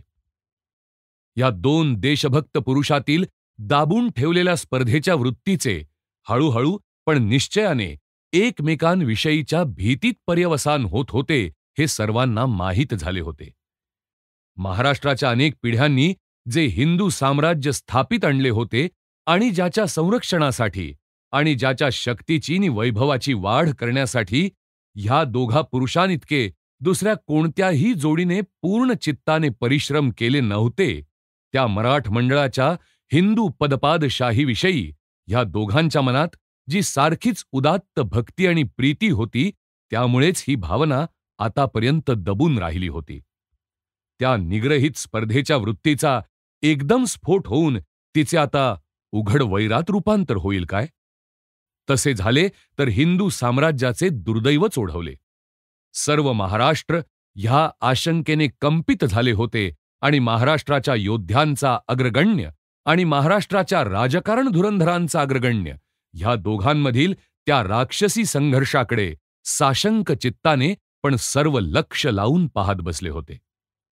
ज्याला मराठ्यांनी अद्यापी बादशहा हे अभिधान धारण करण्याची मोकळीक ठेवली होती, त्या वृद्ध मोगलाने त्याच्या हातातील सर्वश्रेष्ठ अशी वकील-ई-मुतालिक आणि महाराजाधिराज ह्या पदव्या आणि सन्मान महादजींना अर्पण करावयाची इच्छा कशी प्रदर्शित केली आणि महादजींनी तो मान आपल्यासाठी स्वीकारण्याचे नाकारून आपले स्वामी जे पुण्याचे पंतप्रधान त्यांच्यासाठी त्या पदव्या कशा संपादन केल्या हा वृत्तांत पूर्वी सांगितलाच आहे. हे पदवीदान म्हणजे काही पोकळ प्रदर्शन नव्हते. असमर्थ आणि अयोग्य अशा राजसभासदांच्या हातात ह्या पदव्यांचे तरी ज्या चर्मपत्रांवर लिहिल्या गेल्या होत्या तितकेही मूल्य नव्हते. तरी मराठ्यांच्या हातात केवळ पोकळ ध्वनीच्या शब्दाप्रमाणे त्या राहणे शक्य नव्हते. त्या धारण करणाराला त्याच्यामुळे बादशहाच्या नावाने प्रत्यक्ष साम्राज्य कारभार चालविण्याचा पूर्ण अधिकार मिळाला होता. वस्तुतः त्या पदव्या म्हणजे बादशहाच्या वतीने दिलेले चक्रवर्ती पदाचे त्यागपत्र होत्या. हिंदुस्थानच्या सार्वभौम मुकुटाच्या प्राप्तीसाठी इंग्रज, इतर अहिंदू सत्ता आणि मराठे ह्यांच्यामध्ये जी स्पर्धा चालली होती, तिजमुळे तो सार्वभौम मुकुट आणि तदंगभूत बिरुदावली नावापुरत्याच का होईना पण वृद्ध मोगलाकडे ठेवणे अवश्य झाले होते. त्याच्यापासून त्या काढून घेण्यासाठी तसे मनात आणण्याचा अवकाश होता. पण एकदा का ह्या पदव्या आपण मराठ्यांच्या हातात जाऊ दिल्या की ते आपल्या आटोक्याच्या पार पलीकडे गेलेच. ही गोष्ट इंग्रजांना आणि मुसलमानांना पक्की माहीत होती आणि म्हणून जीर्ण मोगलाईच्या सोंगापुढे ऊद जाळण्याचे प्रयत्न त्यांनी ईर्षापूर्वक चालू ठेविले होते नि केवळ मराठ्यांच्या असूयेने त्याला बादशहा मानण्याचे नाटक होत होते. हिंदुस्थानच्या बाह्य व्यवहारात ही प्रवृत्ती कशी प्रबळ होती हे पाहावयाचे असेल तर स्वतःच्या मनगटाच्या बळाच्या अधिकारावर इंग्रजांनी कधीच गट्ट केलेला नॉर्दर्न सरकार प्रांत आपल्या स्वाधीन ठेवण्याचे अनुमतीपत्र शाह आलम बादशहाकडून मिळविण्यासाठी त्यांनी जी धडपड केली ती पाहिली म्हणजे स्पष्ट दिसते. तेव्हा मराठेही प्रत्यक्ष मूळ गठ्ठा पूर्णपणे हस्तगत करून बसल्यानंतरही दीर्घकालपर्यंत त्या वृद्ध मोगलाच्या नावाला जी बादशाही वैभवाची केवळ छाया चिकटून राहिली होती, तिच्यापासून शक्य तितका लाभ करून घेण्यात आपल्या प्रतिस्पर्ध्यांच्या यत्किंचितही मागे नसत आणि म्हणूनच महादजींनी बादशहाला मराठ मंडळाचे प्रमुख जे पंतप्रधान त्यांना महाराजाधिराज आणि वकील-ई-मुतालिक ह्या पदव्या आणि अधिकार द्यावयाला लाविले होते. आणि आता उत्तरेकडील इतक्या दिवसांच्या उज्ज्वल आयुष्यक्रमानंतर घराच्या ओढीने आणि आपल्या बालस्वामींची तारुण्यात पदार्पण केलेली देवमूर्ती पाहण्याच्या उत्कंठेने सर्व अंतर चालून पुण्याला आल्यावर पहिल्या प्रथम त्यांना ह्या पदव्या आणि बादशाही अधिकार मोठ्या समारंभाने आणि उत्सव करून अर्पण कराव्या असा महादजींनी विचार केला. पण ह्याप्रमाणे मराठ्यांचे सेनापती पंतप्रधानांना महाराजाधिराज राजांचा राजा, जी पदवी त्यांनी नावाने नसली तरी प्रत्यक्ष कृतीने मिळवलीच होती, ती पदवी आणि तिची वस्त्रे समारंभाने अर्पण करावयाला आतुर झाले असता, तिकडे त्यांचेच ब्राह्मण कारभारी नाना फडणीस ह्यांनी तसे करणे हे सातारच्या छत्रपतींना कमीपणाचे आहे, असे म्हणणाऱ्या विरोधक पक्षाचे पुढारी पण स्वीकारले होते.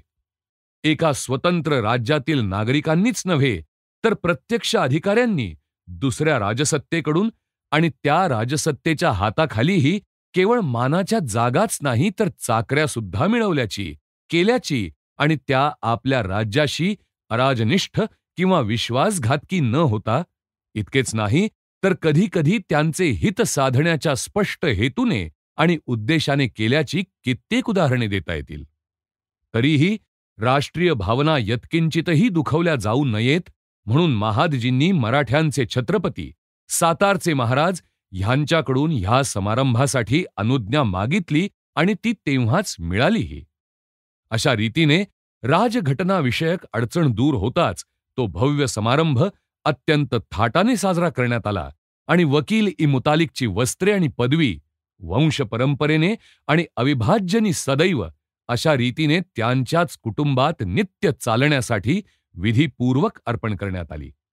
आता ह्यापुढे पंतप्रधानांना बादशहाच्या नावाने वाटेल ते करण्याचा अधिकार आला. इतकेच नाही तर त्यांचे सेनापती महादजी ह्यांना बादशहाच्या अनेक मुलांपैकी बादशहा म्हणून कोणाला गादीवर बसवायचा ही निवड करण्याचा सुद्धा अधिकार मिळाला. नंतर अखिल हिंदुस्थानात कोठेही गोवध किंवा वृषवध करावयाला प्रतिबंध करणारे महत्वाचे आज्ञापत्र वाचून दाखविण्यात आले. शिंद्यांनी, नाना फडणवीसांनी आणि पंतप्रधानांच्या इतर अधिकाऱ्यांनी त्यांना अभिनंदनाची राजोपायाने अर्पण केली. आतापर्यंत आणि युरोपातील मराठ्यांच्या प्रतिस्पर्ध्यांनी केवळ मराठ्यांना तुच्छ करण्यासाठी हिंदुस्थानातील सर्व नैर्बंधिक आणि घटनात्मक सत्तेचे एकमेव अधिष्ठान आणि उगमस्थान म्हणजे दिल्लीचा बादशाह आहे, असे दाखविण्याचे ढोंग चालविले होते. आता त्या प्रतिस्पर्ध्यांच्या असूयेच्या उरात भोसकण्यासाठी निर्वाणीचे शस्त्र मराठ्यांनी नित्याचे आपल्या हातात घेतले. आजपर्यंत आचरणात मराठे असे करीतच आले होते, पण आता राज्यघटनेप्रमाणेही हिंदुस्थानच्या बादशहाच्या जागी नव्हे, प्रत्यक्ष बादशहा म्हणूनच आपल्याला मानले पाहिजे असा अधिकार ते सांगू लागले आणि त्याप्रमाणे वागावयाचेही त्यांनी ठरविले. सार्वभौम सैन्याचे ते सेनापती होते, साम्राज्याचे ते मुख्य वजीर होते. गादीचा अधिकारी निवडण्याचा अधिकार त्यांचा होता आणि सर्वांहून विशेष म्हणजे कधीही काढून घेता येणार नाहीत अशा रीतीने ते वंश परंपरेने महाराजाधिराज आणि वकील इ मुतालिक झाले होते. पण एकदा तो समारंभ आटोपल्यावर लोकांचा विस्तीर्ण समुदाय शनिवार वाड्याकडे परत निघालेली जनयात्रा पाहण्यासाठी एकत्र झाला. लोकांच्या जयगर्जनांनी, तोफांच्या गडगडाटांनी, बंदुकांच्या निनादांनी हा राजकीय समारंभ करणाऱ्यांच्या मनात असलेल्या इच्छेप्रमाणे इष्ट तो परिणाम घडवून आणला. जनयात्रा शनिवार वाड्याशी आल्यावर आणि पंतप्रधानांनी महादजींचा, हिंदू साम्राज्याच्या मुख्य सेनापतींचा उलट विशेष सन्मान केल्यावर महादजींनी सर्व राजचिन्हे आणि मानाची वस्त्रभूषणे काढून ठेवली. ते एकटेच पुढे झाले आणि पेशव्यांचे जोडे हातात उचलून हळूच म्हणाले, स्वामी महाराज, राजपुत्र आणि फिरंगी सर्व पराभूत होऊन आपले हिंदू साम्राज्याच्या एकमेव स्वामींचे आज्ञांकित सेवक बनले आहेत. स्वामींच्या ह्या दासाने स्वामींच्या जन्मापासून आपल्या आयुष्याचा बहुतेक भाग मराठ मंडळाचे कार्य करण्यात परक्या भूमीत घालविला. पण जिंकलेल्या राज्यांपासून मिळणारा सर्व मान आणि लाभ, सर्व वैभव आणि सत्ता ही स्वामींच्या चरणाजवळ बसून वाडवडिलांच्या प्रमाणे स्वामींची पादत्राणे राखण्याचा मान मिळवण्याची तृषा कमी करू शकली नाहीत. मला मोगल साम्राज्याचा मुख्य वजीर म्हणण्यापेक्षा लोकांनी पूर्वीप्रमाणे केवळ पाटील बुवा ह्या साध्या शब्दानेच नेहमी महाराष्ट्रात संबोधावे अशी मनात अतिशय उत्कंठा वाटते. तरी स्वामींनी आता ह्या दासावरच्या दूर देशातल्या ह्या मोठ्या घडामोडींचा भार दूर करावा आणि त्याला आपल्या चरणाजवळ राहू द्यावे. माझ्या वाडवडिलांनी केली त्याप्रमाणे आपल्या प्रीतीतला चरणांचा दास म्हणून स्वामींची सेवा करण्याची अनुज्ञा असावी. लाघवी भाषणात महादजींचा हातखंडा असे आणि उदार मनस्क पंतप्रधान सवाई माधवराव तरुण, सुस्वभावी आणि मोकळ्या मनाचे असून राजकारणाच्या गुंतागुंतीतील त्यांची स्वाभाविक मती शिक्षणाने वर्धित झालेली होती. महादजींचे त्यांच्यावर प्रेम आणि निष्ठा होती ह्यात शंका नाही आणि त्यामुळे त्यांनी लवकरच आपल्या स्वामींचे चित्त आपल्याकडे ओढून घेतले. एवढे झाल्यावर साहजिकच प्रोत्साहन मिळून सर्व राज्याचे आपणच मुख्य कारभारी व्हावे, प्रत्यक्ष नाना फडणवीसाचाच अधिकार आपल्या हातात यावा अशी आकांक्षा त्यांच्या मनात आली. हळूहळू नानांच्या निर्णयाविरुद्ध काही प्रकरणात त्यांनी उघडपणे मध्ये हात घातला आणि पंतप्रधानांना महादजींबरोबर विहारासाठी नित्य बाहेर जावयाचा नाद लागला होता. तेव्हा अशा एके प्रसंगी इष्टसंधी साधून त्यांनी त्यांच्याजवळ बोलण्यात तशी उघड गोष्ट काढली. पण सुस्वभावी पंतप्रधानांनी गंभीरपणे दिलेले उत्तर ऐकून महादजीही चकित झाले. माधवराव म्हणाले, "हे पहा पाटील बुवा, नाना आणि महादजी हे माझ्या राज्याचे 2 हात आहेत. त्यात नाना उजवा हात असून तुम्ही डावा हात आहात आणि आपापली कामे करावयाला दोघेही पूर्ण योग्य आहात. दोघांच्या एकत्र साह्याने सबंध साम्राज्याची भरभराट होत आहे. मी लुला होऊन माझा सर्वनाश झाल्याविना त्यांची उलटापालट करणे किंवा त्यापैकी एखाद्याला तोडून टाकणे शक्य नाही. महादजींनी सर्व काळजी घेतली होती, पण नानांच्या गुप्तचराच्या जागरूक आणि सर्वगामी दृष्टीतून इतके एकांतातले हे भाषणही लपून राहू शकले नाही. वृत्तांत ऐकून नाना, हरिपंत फडके नि इतर पुण्यातील कारभाऱ्यांच्या पक्षातील अग्रणींना काळजी वाटू लागली.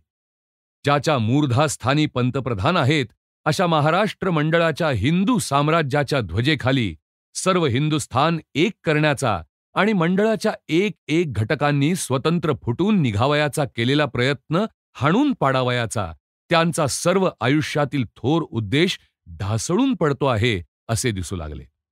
जोपर्यंत त्यांच्या जीवात जीव आहे तोपर्यंत तसे झालेले स्वस्थ पाहत बसणे त्यांना शक्य नव्हते.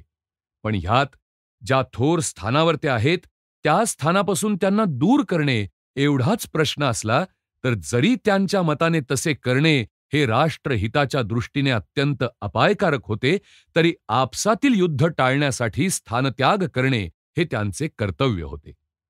तेव्हा नानांनी शक्य तितक्या लवकर पंतप्रधानांशी ह्या गोष्टीचे स्पष्टीकरण करण्याची संधी साधली. माधवरावांच्या जन्मापासून त्यांनी राज्याची आणि स्वतः पंतप्रधानांची केलेली विविध सेवा त्यांच्या दृष्टोत्पत्तीस आणून शिंद्यांच्या महत्वाकांक्षी कारस्थानांनी पंतप्रधानांनी जर आपली दिशाभूल होऊ दिली तर तिचे कसे दुष्परिणाम होतील ह्याचे विषण्ण करणारे भयाण चित्र काढले. महादजींच्या प्रयत्नांना यश आले तर त्याचा परिणाम दिल्लीच्या मोगल बादशहाप्रमाणे पंतप्रधानही त्यांच्या हातातले एक बाहुले बनण्यात कसा होईल हे त्यांनी स्पष्ट करून दाखविले. मराठ मंडळाच्या घटनेत एवढे मोठे परिवर्तन जर एकदम घडवून आणले तर त्याच्या योगाने आजपर्यंत सर्वांनी जे थोर साम्राज्य स्थापले ते जिच्यात बुडून नष्ट होतील अशी भयंकर यादवी माजेल आणि हिंदू सत्ता नष्ट करण्यासाठी हैदराबादला ज्यांची ह्यावेळी प्रचंड सिद्धता चालली आहे त्या मुसलमानांना नि मराठ्यांच्या सर्व प्रतिस्पर्ध्यात महाराष्ट्राचे हिंदू साम्राज्य उलथून पाडावयाची महत्वाकांक्षा सिद्धीस नेण्याचे ज्यांच्यात अधिक सामर्थ्य त्या इंग्रजांना अनायासे संधी मिळेल. पण त्यांना स्वतःला अधिकारावरून दूर करण्यापुरताच हा प्रश्न असला तर जर पंतप्रधानांना नाना कामावर नको इतकेच वाटत असेल तर ते वृद्ध आणि श्रेष्ठ कारभारी सद्गदित कंठाने म्हणाले, "ही माझी वस्त्रे परत घ्या. जर त्याच्या योगाने राष्ट्राचे रक्षण होत असेल, अंतर्युद्ध टळत असेल आणि आपले मन प्रसन्न होत असेल, स्वामींनी यांचा स्वीकार करावा आणि सेवकाला काशी यात्रेला जावयास निरोप द्यावा. म्हणजे मी सर्व संग परित्याग करून तिथे काळ घालवीन." ते भाषण ऐकून तरुण पंतप्रधान गहिवरून गेले. ज्याने मराठी साम्राज्य स्थापण्यासाठी अविश्रांत प्रयत्न करून यश मिळवित आणले त्या आपल्या अत्यंत पूज्य कारभाऱ्याची ती करुण विनवणी माधवरावांच्या हृदयात जाऊन भिनली आणि ते म्हणाले, "तुम्हाला असे कशाने वाटू लागले? आजपर्यंत तुम्ही मला मोठे केलेत आणि प्रत्यक्ष पितासुद्धा करणार नाही इतके माझ्यावर प्रेम केलेत. तुम्ही माझे नुसते कारभारीच नसून मार्गदर्शक, मित्र आणि गुरु आहात. सर्व राज्यांचा भार आपल्या खांद्यावर आहे. आपण निघून गेलात तर ते खाली पडून उद्ध्वस्त झाल्या वाचून राहणार नाही. नानांचा स्वर कंपित झाला. महाराज, आपल्या जन्मापासून नव्हे, आपण गर्भस्थ असल्यापासून आपल्या राज्याची कर्तव्याला स्मरून सेवा चालविल्यामुळे आणि आपल्या पायाशी निष्ठा राखल्यामुळे मी कित्येक शत्रूंचे वैमनस्य संपादन केलेले आहे. पण आता ती सेवा स्मरणातून गेली आहे आणि शत्रू तसेच राहिले आहेत. हे उद्गार ऐकून उदार हृदय श्रीमंतांना अत्यंत दुःख वाटले. नानांचे सर्व कार्य आठवून त्यांच्याविषयीचे प्रेम बलवत्तर झाले आणि नानांचे गळ्याभोवती हात टाकून ते स्फुंदून म्हणाले, मला सोडू नका आणि वाईटही वाटून घेऊ नका. तुम्ही माझे केवळ कारभारीच नाही, तर बाल्यापासून तुम्ही पित्याप्रमाणे मला वाढविले आहे. माझ्या हातून चूक झाली असेल तर क्षमा करा. मी तुमची अधिकार त्याग करावयाची किंवा सर्व संग परित्याग करावयाची कोणतीच गोष्ट ऐकून घेणार नाही. मी तुम्हाला कधीही सोडणार नाही. पंतप्रधानांकडून अशा रीतीने हृदयस्पर्शी आश्वासन मिळताच हरिपंत फडके आणि कारभाऱ्यांच्या पक्षाचे इतर पुढारी ह्यांनी महादजींची अशीच अकस्मात गाठ घेतली. महादजी कितीही महत्वाकांक्षी असोत, महाराष्ट्राने स्थापलेल्या उज्ज्वल हिंदू साम्राज्याच्या ठायी इतर सहकार्यकर्त्यांच्या इतकीच त्यांची दृढनिष्ठा होती आणि कोणाही अहिंदू शत्रूने त्यांचा अपमान किंवा नाश करण्याच्या हेतूने केलेला प्रयत्न मोडून टाकण्यासाठी आपल्या देहाचा बळी द्यावयाला ते सर्वांच्या पुढे झाले असते. महादजी काही राघोबा दादा नव्हते. मराठी साम्राज्याची सर्व सूत्रे आपल्या हातात ठेवण्याची त्यांची महत्वाकांक्षा असली तरी आपसात यादवी माजलेली पहावयाला ते सिद्ध नव्हते. त्यांनी कारभारी पदापेक्षाही जुळवून घ्यावयाचे आणि पंतप्रधानांच्या इच्छेप्रमाणे चालावयाचे एकदम मान्य केले. आपल्या परस्परातील स्पर्धेमुळे आपल्या शत्रूंचे सामर्थ्य वाढून ज्या हिंदू साम्राज्यावर आपले सर्वांचे इतके प्रेम आहे त्याला अत्यंत हानी पोहोचल्याविना राहणार नाही हे निश्चित असता तुम्ही इकडे सर्व कारभार आपल्या हातात घेण्याचा प्रयत्न चालविला आहे आणि तिकडे नानांनी हे पाहून आपले प्रिय राष्ट्र अंतर्युद्धाच्या आपत्तीत लोटण्यापेक्षा जिच्या नुसत्या हालण्याने नसलेली नवी राज्य उत्पन्न होतात आणि असलेली धुळीस मिळतात अशी आपली समर्थ लेखणी खाली ठेवावयाचे आणि आपण होऊन अधिकार त्याग करावयाचे ठरविले आहे. ह्या दोन वर्तनातील विरोध बोलण्याच्या ओघात सहजपणे हरिपंत फडक्यांनी नि इतर पुढाऱ्यांनी महादजीपुढे मांडला. त्याबरोबर त्यांच्या मनावर अतिशय परिणाम झाला आणि अतःपर नाना आणि त्यांच्या पक्षाची मंडळी ह्यांच्याशी आपण विरोध करणार नाही असे त्यांनी वचन दिले. इतर पुष्कळ प्रसंगी अनुभव आल्याप्रमाणे ह्यावेळीही मराठ्यांच्या राष्ट्रीय आणि उच्चनी उदात्त राजकीय हेतूच्या पूर्ततेसाठी त्या दोघा समर्थ पुरुषांनी मित्र म्हणून एकमेकांची प्रेमाने भेट घेतली. पंतप्रधानांच्या पायापशी बसून दोघांनीही हिंदू धर्माच्या आणि हिंदू पदपादशाहीच्या प्रचाराच्या आणि रक्षणाच्या कार्यार्थ झगडणाऱ्या थोर राष्ट्रीय महाराष्ट्र मंडळाची आणि धन्यांची आपापल्या कार्यक्षेत्रात अखंड सेवा चालू ठेवण्याच्या प्रतिज्ञा केल्या. ह्या दोघा समर्थ पुरुषांनी प्रेमाने हस्तांदोलन केल्याची, आपल्या साम्राज्याच्या दोघा अत्यंत प्रमुख पुढाऱ्यांचे एकमेकांविषयींचे मनोमालिन्य नाहीसे झाल्याच्या शुभप्रसंगाची वार्ता कानावर पडताच ह्या टोकापासून त्या टोकापर्यंत समग्र महाराष्ट्र आनंदून गेले. त्यामुळे हिंदू कार्याच्या प्रत्येक हितचिंतकाला किती समाधान वाटले याची कल्पना ही आनंदकारक वार्ता कळताच महाराष्ट्राचे अत्यंत बुद्धिवान आणि देशभक्त राजकारस्थानी पुरुष गोविंदराव काळे ह्यांनी स्फूर्तिदायक पत्र पाठविले आहे, त्यावरून उत्कृष्ट प्रकारे होते. पत्र पाहताच रोमांच उभे राहिले, अतिसंतोष झाला. विस्तार पत्री किती लिहू, ग्रंथच्या ग्रंथ मनात आले. अटक नदीच्या अलीकडे दक्षिण समुद्रा पावेतो हिंदूंचे स्थान तुरुकस्थान नव्हे. हे आपली सीमा पांडवांपासून विक्रमाजीत पावेतो त्यांनी राखून उपभोग घेतला. त्यामागे राज्यकर्ते नादान निघाले, यवनांचे प्राबल्य झाले. चकत्यांनी बाबरच्या वंशजांनी हस्तिनापूरचे राज्य घेतले. शेवटी आलमगिराचे कारकिर्दीत यज्ञोपवितास 3.5 रुपये जेजया बसून ओले अन्न विकत घ्यावे अशी नौबत गुजरली. त्या दिवसात कैलासवासी शिवाजी महाराज शककर्ते आणि धर्मराखते निघाले. त्यांनी किंचित कोण्यात धर्मरक्षण केले. पुढे कैलासवासी नानासाहेब नि भाऊसाहेब प्रताप सूर्य असे झाले की असे कधी झाले नाहीत. हल्ली श्रीमंतांच्या पुण्यप्रतापे करून नि राजश्री पाटील बुवांच्या बुद्धीनी तरवारीच्या पराक्रमे करून सर्व घरास आले. परंतु झाले कसे? प्राप्त झाले तेणे करून सुलभता वाटली. अगर मुसलमान कोणी असते तरी मोठे मोठे तवारीखनामे झाले असते. यवनांच्या जातीत इतकी गोष्ट चांगली झाल्यास गगनाबरोबर करून शोभवावी. आमचे हिंदूत गगना इतकी झाली असता उच्चार न करावा हे चाल आहे. झाल्या गोष्टी घडल्या यवनांच्या मनात की काफरशाही झाली असे बोलतात. लेकिन ज्यानी ज्यानी हिंदुस्थानात शिरे उचलली त्यांची पाटील बाबांनी फोडली. न लाभल्या त्या गोष्टी लाभल्या. त्यांचा बंदोबस्त शककर्त्यांप्रमाणे होऊन उपभोग घ्यावे पुढेच आहे. कोठे पुण्याईत उणे पडेल आणि काय दृष्ट लागेल न कळे. झाल्या गोष्टी ह्यात केवळ मुलूक राज्यप्राप्ती इतकेच नाही तरी वेदशास्त्र रक्षण, गो ब्राह्मण प्रतिपालन, सार्वभौमत्व हाती लागणे, कीर्ती यश यांचे नगारे वाजणे इतक्या गोष्टी आहेत. हे किमया संभाळणे हक्क आपला आणि पाटील बुवांचा. त्यात व्यत्यास पडला की दोस्त दुश्मन मजबूत. संशय दूर झाला, अति चांगले, अति चांगले. दुश्मन उषा पायथ्याशी लागून आहेत. आता आपल्या सेनादलांनी लाहोरच्या मैदानात तळ द्यावा आणि सीमांकडे दबदबा वाढवावा. आपले शत्रू आपापसात विरोध खडा करण्याचे मनसुबे रचित होते, त्यांची घोर निराशा होवो. त्या साऱ्या घटनांनी मी अस्वस्थ होतो, पण आपल्या पत्रे करून ते सारे धुके निवळले आहे. फारच छान केलेत, खरोखर फार छान. आता मला अगदी शांत शांत स्वस्थ वाटत आहे.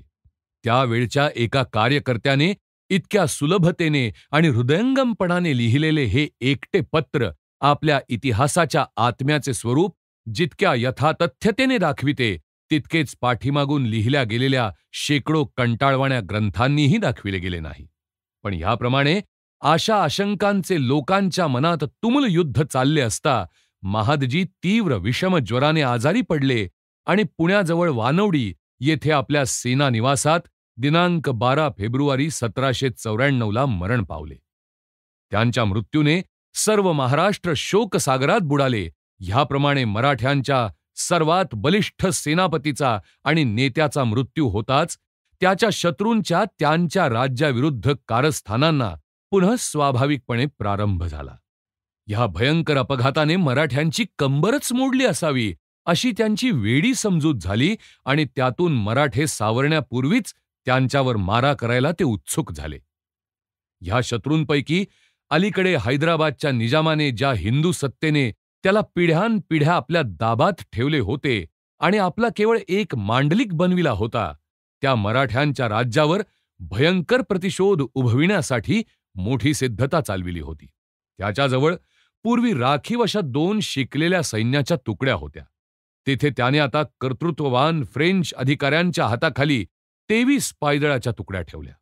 त्याचा प्रधान मशीर उल मुल्क महत्वाकांक्षी होता. महादजीच्या नेतृत्वाखाली मराठ्यांनी धारण केलेला चक्रवर्तीपणाचा अधिकार आणि सत्ता त्याला अगदी सहन झाली नाही. राजशासकांच्या प्रोत्साहाने तेथील मुसलमानी प्रजेच्या अंगात युद्धाचा ज्वर चढला आणि ते हाटाहाटातून आणि सर्व जनसंमर्दातून आता लवकरच पुण्यावर सद्धर्मनिष्ठांची अर्धचंद्रांकित ध्वजा फडकणार आणि काफरशाहीचा, हिंदूंच्या राज्याचा पूर्णपणे अंत होणार अशा बढाईच्या गोष्टींची उघडपणे चर्चा करू लागले. शेवटी निजामाच्या प्रधानाचे उर्मटपणाचे वर्तन ह्या थराला गेले की मराठ्यांचे तेथील प्रतिनिधींनी चौथाईच्या पैशांची मागणी करताच ही मागणी समजावून देण्यासाठी प्रत्यक्ष नानाने हैदराबादला आले पाहिजे असे त्याने सांगितले. इतकेच नाही तर पुढे जाऊन नाना स्वतः आला नाही तर मी लवकरच त्याला धरून आणीन असे बाष्कळपणाचे उद्गार त्याने काढले. गोष्टी युद्धापर्यंत या वयाला ह्या उद्धट वल्गना पुऱ्या पडणार नाहीत असे वाटूनच की काय, निजामाने राजसभेपुढे एक प्रहसन करविले आणि त्यासाठी परराज्यांच्या सर्व प्रतिनिधींना बुद्ध्या होऊन आमंत्रण दिले. तेथे सर्व लोकांसमक्ष आपल्या मानकऱ्यांकडून नि हस्तकांकडून नानांची आणि सवाई माधवरावांची प्रत्यक्ष पंतप्रधानांची सोंगे दाखविण्यात आली आणि ती पाहून मोगली राजसभा हसू लागली. लागलीच निजामाच्या राजसभेतील मराठ्यांचे प्रतिनिधी गोविंदराव पिंगळे आणि गोविंदराव काळे उठून उभे झाले आणि त्यांनी त्यांच्याशी केलेल्या ह्या उद्धट वर्तनाचा सणसणीत निषेध केला. तेजस्वी गोविंदराव काळे शेवटी म्हणाले, मशीरुल मुल्क, लक्षात ठेवा, महाराष्ट्राचे कारभारी नाना फडणवीस ह्यांना आपल्या राजसभेत ओढून आणण्याच्या बढाया तू अनेकदा मारल्या आहेस. आज तू आमच्या प्रत्यक्ष स्वामींचे सोंग आपल्या हस्तकाकडून आणले आहेस. आता माझी ही प्रतिज्ञा ऐक. जर मराठ्यांनी तुला जिवंत धरून तुझी धिंड हिंदू साम्राज्याच्या राजधानीच्या पुण्याच्या रस्त्यातून काढली नाही तर हा गोविंदराव काळेच नाही. असे भविष्यगर्भ उद्गार काढून मराठ्यांच्या राजप्रतिनिधींनी निजामाची सभा सोडली. ते पुण्याला आले आणि युद्धाची सिद्धता करावयाला विनंती केली. मध्यस्थीचा आव आणून दोन्ही पक्षात समजूत करून देतो अशी इंग्रजांनी लुडबुड करावयाचा प्रयत्न केला. पण त्यांना अशी थप्पड मिळाली की मराठ्यांच्या कारभारात हात घालावयाची कल्पनाही त्यांना सोडून द्यावी लागली. की निजामाने पुष्कळ विनवण्या केल्या पण मराठ्यांच्या विरुद्ध बोटवर करावयाचे त्यांचे धैर्य झाले नाही. तेव्हा निजामाने आपल्याकडून युद्धाची मोठी सिद्धता चालविली. राज्यातील मुसलमानी प्रजेच्या धर्मभावना उद्दीपित करून त्यांची मने बिघडविण्यात आली. जो तो मुसलमान धर्मयुद्धाच्या जिहाद करण्याच्या गोष्टी बोलू लागला आणि ह्या कार्यात जवळ दूरच्या सर्व मुसलमानांची सहानुभूती मिळविण्यात आली. सद्धर्मानुयायांच्या सेनेकडून पुणे लुटून जाळून टाकण्याचा निश्चय झाला. जनतेच्या ह्या बढाया त्यांचा दिवाण मशीर उल मुल्क जो प्रसिद्धपणे दर्पोद्गार काढीत होता त्याच्यापुढे काहीच नव्हत्या. तो आवेशाने म्हणाला, ह्या दुष्ट मराठ्यांच्या हातून मोगलांची एकदाची आणि नित्याची सुटका करण्याची मी प्रतिज्ञा केली आहे. त्यांच्या मुख्याला तरुण ब्राह्मण पंतप्रधानाला लंगोटी नेसवून हाती भोपळा देऊन काशीच्या गंगेच्या काठावर दारोदार भीक मागण्यासाठी धाडल्या वाचून मी स्वस्थ बसणार नाही. ह्याप्रमाणे हैदराबादच्या प्रधानाने मन मानेल तशा वल्गना आणि बढाया चालविल्या होत्या. त्याचवेळी पुण्याचा कारभारी शांत डोक्याने आपल्या सैन्याची जुळणी करीत होता आणि पुढच्या युद्धाचे बेत रचित होता. मराठ्यांचे सर्वात बलिष्ठ सेनापती आणि सरदार महादजी शिंदे निवर्तले होते. तरीही मराठ्यांनी प्रसंगाला तोंड देण्याची सिद्धता केली. ह्या प्रसंगी नानांची अद्वितीय बुद्धिमत्ता आजपर्यंत कधीही नसेल इतक्या उज्ज्वलतेने चमकली. त्यांचे आपल्या लोकांवरील वर्चस्व आजपर्यंत केव्हाही नसेल इतक्या पूर्णपणे निदर्शनास आले. चौखूर पसरलेल्या विस्तीर्ण मराठी साम्राज्याच्या दूर दूरच्या राजधानीतील सैन्ये त्यांच्या शब्दाने हलू लागली. एकमेकांशी नेहमी तेढीने वागणारे मराठ मंडळाचे घटक त्यांच्या चातुर्याने एकरूप बनले. मराठ्यांच्या राष्ट्रीय जगप्रसिद्ध युद्धध्वजा, जरीपटका आणि भगवा झेंडा पुण्याला उभारण्यात आल्या आणि हिंदू पदपादशाहीच्या त्या मूर्तिमंत आशेच्या भोवती महाराष्ट्राचे सैन्य जवळून आणि दुरून चारी दिशांनी एकत्र जुळू लागले.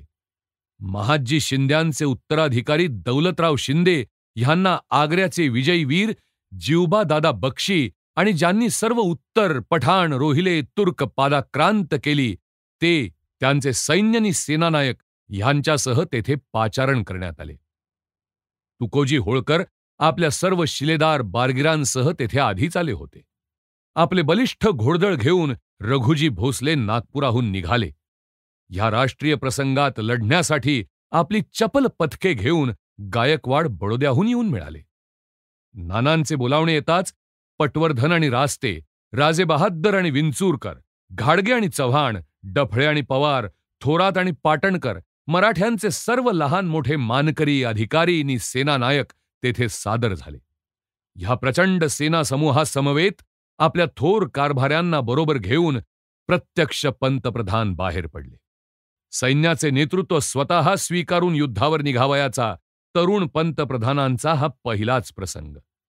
ह्यावेळी आपला आवडता राजा आपल्याबरोबर आहे ह्या कल्पनेने मराठी सैनिकांना विलक्षण स्फूर्ती चढली. त्या स्वारीत सर्वांच्या कौतुकाची आणि अभिमानाची ती गोष्ट होऊन बसली. निजाम पहिल्याने रणक्षेत्रात उतरला. त्याचे सैन्यही घोडदळ आणि पायदळ धरून 1,10,000पेक्षा कमी नव्हते आणि अगदी नवीन सुधारणांनी युक्त आणि भव्य असा दांडगा तोफखाना त्याच्या साहाय्याला होता. त्याचे सैन्य पाहताच सैनिक सामर्थ्य आणि धर्मांध आवेश ह्यांचे इतके प्रभावी दृश्य मनावर उमटे की जणू काय ते पाहून मोगल आपण जय मिळविणार ह्याविषयी अगदी निशंक झाले होते. मराठ्यांच्या सैन्यांपैकी मोठमोठाल्या तुकड्या हिंदुस्थानच्या सर्व भागात पसरलेल्या त्यांच्या साम्राज्याच्या सीमा प्रांताचे संरक्षण करण्यासाठी स्वाभाविकच राखून ठेवाव्या लागल्या होत्या. तरीही एकत्र झालेले मराठ्यांचे सैन्य 1,30,000 होते. ह्या दोन प्रचंड दळांची मराठी प्रदेशाच्या सीमेसन्निध परांड्याजवळ गाठ पडली. नानांनी आपल्या प्रमुख सेनापतींकडून युद्धाची योजना कशी असावी ह्याविषयी लेखी मते मागितली होती. ती पाहून त्यांना जी सर्वोत्कृष्ट योजना दिसली ती त्यांनी निश्चित केली.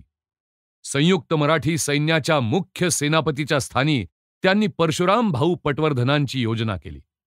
दोन्ही विरोधी सैन्यांच्या आघाडीच्या टोळ्या परस्परांच्या बंदुकीच्या माऱ्यात येताच युद्धाला प्रारंभ झाला. आरंभीच्या 1-2 झटापटीत पठाणांनी मराठ्यांच्या एकट-दुकट तुकड्यांना माघार घ्यावयाला लावले. सैन्याच्या निरीक्षणासाठी फिरत असता परशुराम भाऊ ह्यापैकी एका तुकडीत ह्यावेळी आलेले होते. ह्या क्षुल्लक प्रकाराला मोगलांच्या सैन्यात लागलीच ज्याच्या अभिनंदनार्थ सार्वजनिक राजसमारंभ करणे आवश्यक आहे अशा प्रचंड विजयाचे महत्त्व देण्यात आले. पण मराठ्यांच्या मुख्य सैन्याशी गाठ पडताच आपल्या समजाची चुकी निजामाच्या प्रत्ययाला आली. महम्मद अल्ली खानाने 50,000 निवडक सैनिक घेऊन मराठ्यांशी गाठ घेतली आणि त्यांच्यावर प्रचंड आवेशाने मारा केला. भोसल्यांच्या हाताखालील मराठी सैन्याने गोळ्यांचा भयंकर वर्षाव करून त्यांचे स्वागत केले. इतक्यात शिंद्यांचा तोफखाना बाजूने प्रलयकाळची आग ओकू लागला. दोन्ही पक्ष त्वेषाने लढले, पण मराठ्यांच्या दोहोकडच्या आगीच्या माऱ्यात सापडलेल्या मुसलमानांना अल्लाहो अकबरच्या आरोळ्यांनी प्रोत्साहन आणावयाचा कितीही प्रयत्न केला तरी आपली जागा धरून ठेवणे अशक्य झाले. त्यांची वाताहत झाली आणि त्यांचे घोडदळ पूर्णपणे चिरडले गेले. मराठे पुढे सरसावले आणि त्यांनी वेढा दिल्याबरोबर मुसलमानी सैन्यात पुरताच गोंधळ उडाला. निजाम भ्याला, त्याला काही सुचेनासे झाले. रणांगण सोडून तो पळू लागला. त्याच्या दैवाने तितक्यात रात्र पडल्यामुळे तिच्या काळोखामागे त्याला लपता आले. सर्व रात्रभर चकमकी झडतच होत्या. त्यामुळे मोगल सैन्यात इतका हाहाकार आणि गोंधळ माजला की बड्या बड्या मौलवींचे हे धर्मयुद्ध आहे अशा प्रकारचे स्फूर्तिदायक आश्वासन मिळाल्यावरही सद्धर्मनिष्ठांच्या सैन्याला आपलाच सेनानिवास लुटावयाचा आणि शक्य तितक्या त्वरेने जीव बचाविण्यासाठी पळून जावयाचा मोह आवरून धरवला नाही. पण मराठ्यांचे बुणगे त्यांच्या मागावर होतेच.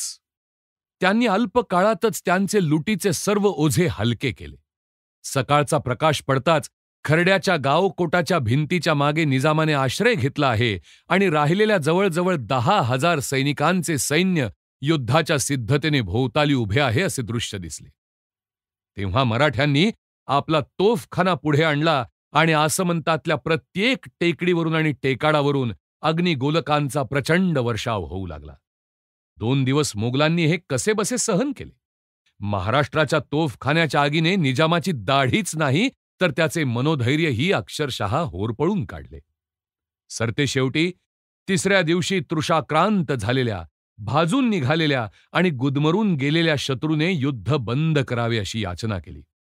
मराठ्यांचे उत्तर मिळाले, पहिल्याने मशीर उल मुल्क स्वाधीन झाला पाहिजे, मग अवांतर गोष्टींची चर्चा. त्याने इतक्या स्वैरपणाने मराठ्यांच्या प्रतिनिधीचा नव्हे प्रत्यक्ष महाराष्ट्र साम्राज्याच्या कारभाऱ्यांचा जो भ्याडपणे आणि ग्राम्य अपमान केला आहे त्याची त्याने नाक घासून भरपाई केली पाहिजे. खाली मान घालून निजामाने आपला सद्धर्मनिष्ठ मंत्री मशीर उल मुल्क ह्याला मराठ्यांच्या स्वाधीन केले आणि मराठे सांगतील त्या करारावर स्वाक्षरी करून द्यावयाला आपली सिद्धता असल्याचे कळविले. त्याला परांड्यापासून उत्तरेस तापीपर्यंत सर्व प्रदेश मराठ्यांच्या स्वाधीन करावा लागला आणि वर भोसल्यांना अलग द्यावयाच्या 29 लाखांच्या भरीला युद्धाच्या हानीची भरपाई आणि चौथाईचे येणे म्हणून 3 कोटी रुपये दक्षिणा द्यावी लागली. पुणे लुटून जाळावयाला आणि पंतप्रधानांना काशीला दारोदार भिक्षा मागायला लावावयाला निघालेल्या शूराला मराठ्यांनी संधीच्या ह्या करारावर जिवंत आपल्या राजधानीला परत जाऊ दिले. विजयी काफिरांच्या रांगांमधून मशीर उल मुल्काला मराठी सेनानिवासाकडे नेण्यात आले. बंदीच्या अवस्थेत सेनानिवासामधून तो जाऊ लागताच मराठी सैन्यातील लहान थोर सर्व सैनिकांच्या मुखातून निघालेल्या हर हर महादेवाच्या विजयाच्या अदम्य गर्जनांनी आकाश दणाणून गेले. त्यांच्या नानांना शृंखलाबद्ध करावयाच्या वल्गना करणाऱ्या माणसाला त्यांनी बंदिवान केले होते. आपल्या प्रतिनिधींची प्रतिज्ञा त्यांनी पूर्ण केली होती. पण इतके सर्व केल्यावर महाराष्ट्राच्या सुस्वभावी पंतप्रधानांनी आणि त्यांच्या उदार मनस्क कारभाऱ्यांनी आपल्या जिंकलेल्या शत्रूला सन्मानाने वागविले. त्यांनी मनात आणले तर ते त्याची पुण्याला दारोदार हिंडवून धिंड काढू शकतात एवढे सिद्ध करून दिल्यावर त्यांनी आणखी त्यांचा अपमान केला नाही. नानांनी त्याला क्षमा केली. आपल्या मनगटात अपराध्यांना शासन करावयाचे सामर्थ्य आहे ह्याची जाणीव आणून दिल्यावर मराठे बहुधा असेच वागत. मग पंतप्रधानांनी आपल्या सर्व अधिकाऱ्यांसह मोठ्या विजय समारंभाने महाराष्ट्राच्या राजधानीत प्रवेश केला. आपल्या रणवीरांचे आणि आवडत्या तरुण पंतप्रधानांचे राष्ट्रीय स्वागत करण्याकरिता दूर दूरच्या प्रदेशातून लोकांचे थवेच्या थवे पुण्याला लोटले होते. सर्व नगर थाटाने शृंगारण्यात आले होते. सैन्य नगरात येताच पुण्यपुरीने आपल्या विजयी पुत्राचे अत्यंत मनःपूर्वक आणि उज्ज्वल स्वागत केले. हिंदुस्थानच्या सर्वात श्रीमंत राजधानीतील मोठमोठाल्या वाड्यांच्या आणि रणमंदिराच्या सौधांवरून, सज्जातून आणि वातायनामधून रमणी समुदायाने आपल्या समोरून जनयात्रा जात असता पंतप्रधानांच्या राजकारण धुरंधरांच्या, सेनानायकांच्या आणि वीरांच्या मस्तकांवर मंगललाह्यांचा वर्षाव केला. तरुण कुमारिका आणि रमणी आपापल्या दारात उभ्या राहिल्या आणि त्यांनी तरुण पंतप्रधानांची स्वारी येताच त्यांच्या सुंदर मूर्तीवरून पंचारती ओवाळल्या. अशा रीतीने आपल्या राजनिष्ठ प्रजेची अभिवादने आणि अभिनंदने घेत घेत पंतप्रधानांची स्वारी शनिवारवाड्याकडे गेली. साम्राज्यातील अत्यंत प्रसिद्ध आणि पराक्रमी मानकऱ्यांपैकी, संस्थानिकांपैकी आणि सेनानायकांपैकी बहुतेक प्रमुख मंडळींनी साम्राज्याच्या त्या राजधानीच्या भोवती अनेक कोसपर्यंत आपल्या विस्तीर्ण आणि विजयी पथकांसह शिबिरे उभारून तळ दिला होता. त्या असंख्य पसरलेल्या पराक्रमी, संघटित आणि विजयशाली सेना समूहाचे जगाच्या दृष्टीला पडलेले दृश्य पाहून सर्वांना जेव्हा प्रौढ प्रताप नानासाहेब पंतप्रधान कारभार चालवित होते आणि विक्रमशाली भाऊसाहेब दलसंभार हालवित होते, त्यावेळच्या हिंदू साम्राज्याच्या अत्यंत भाग्याच्या दिवसांची आठवण झाली. त्यांना काही काळ तसेच तेथे राहू द्या. तरुण भाग्यशाली आणि सुखी श्रीमंतांना आपल्या स्वामिनिष्ठ प्रजेची लोकप्रियता उपभोगू द्या.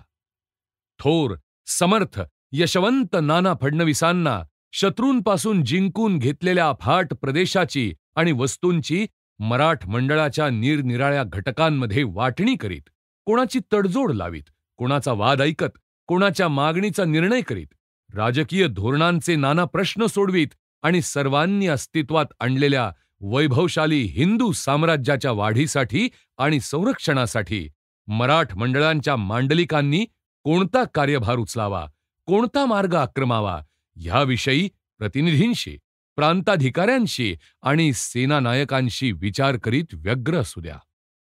महाराष्ट्रातील लोकांना इतक्या निश्चयाने संपादलेल्या राष्ट्रीय विजयांचा आनंद मानू द्या.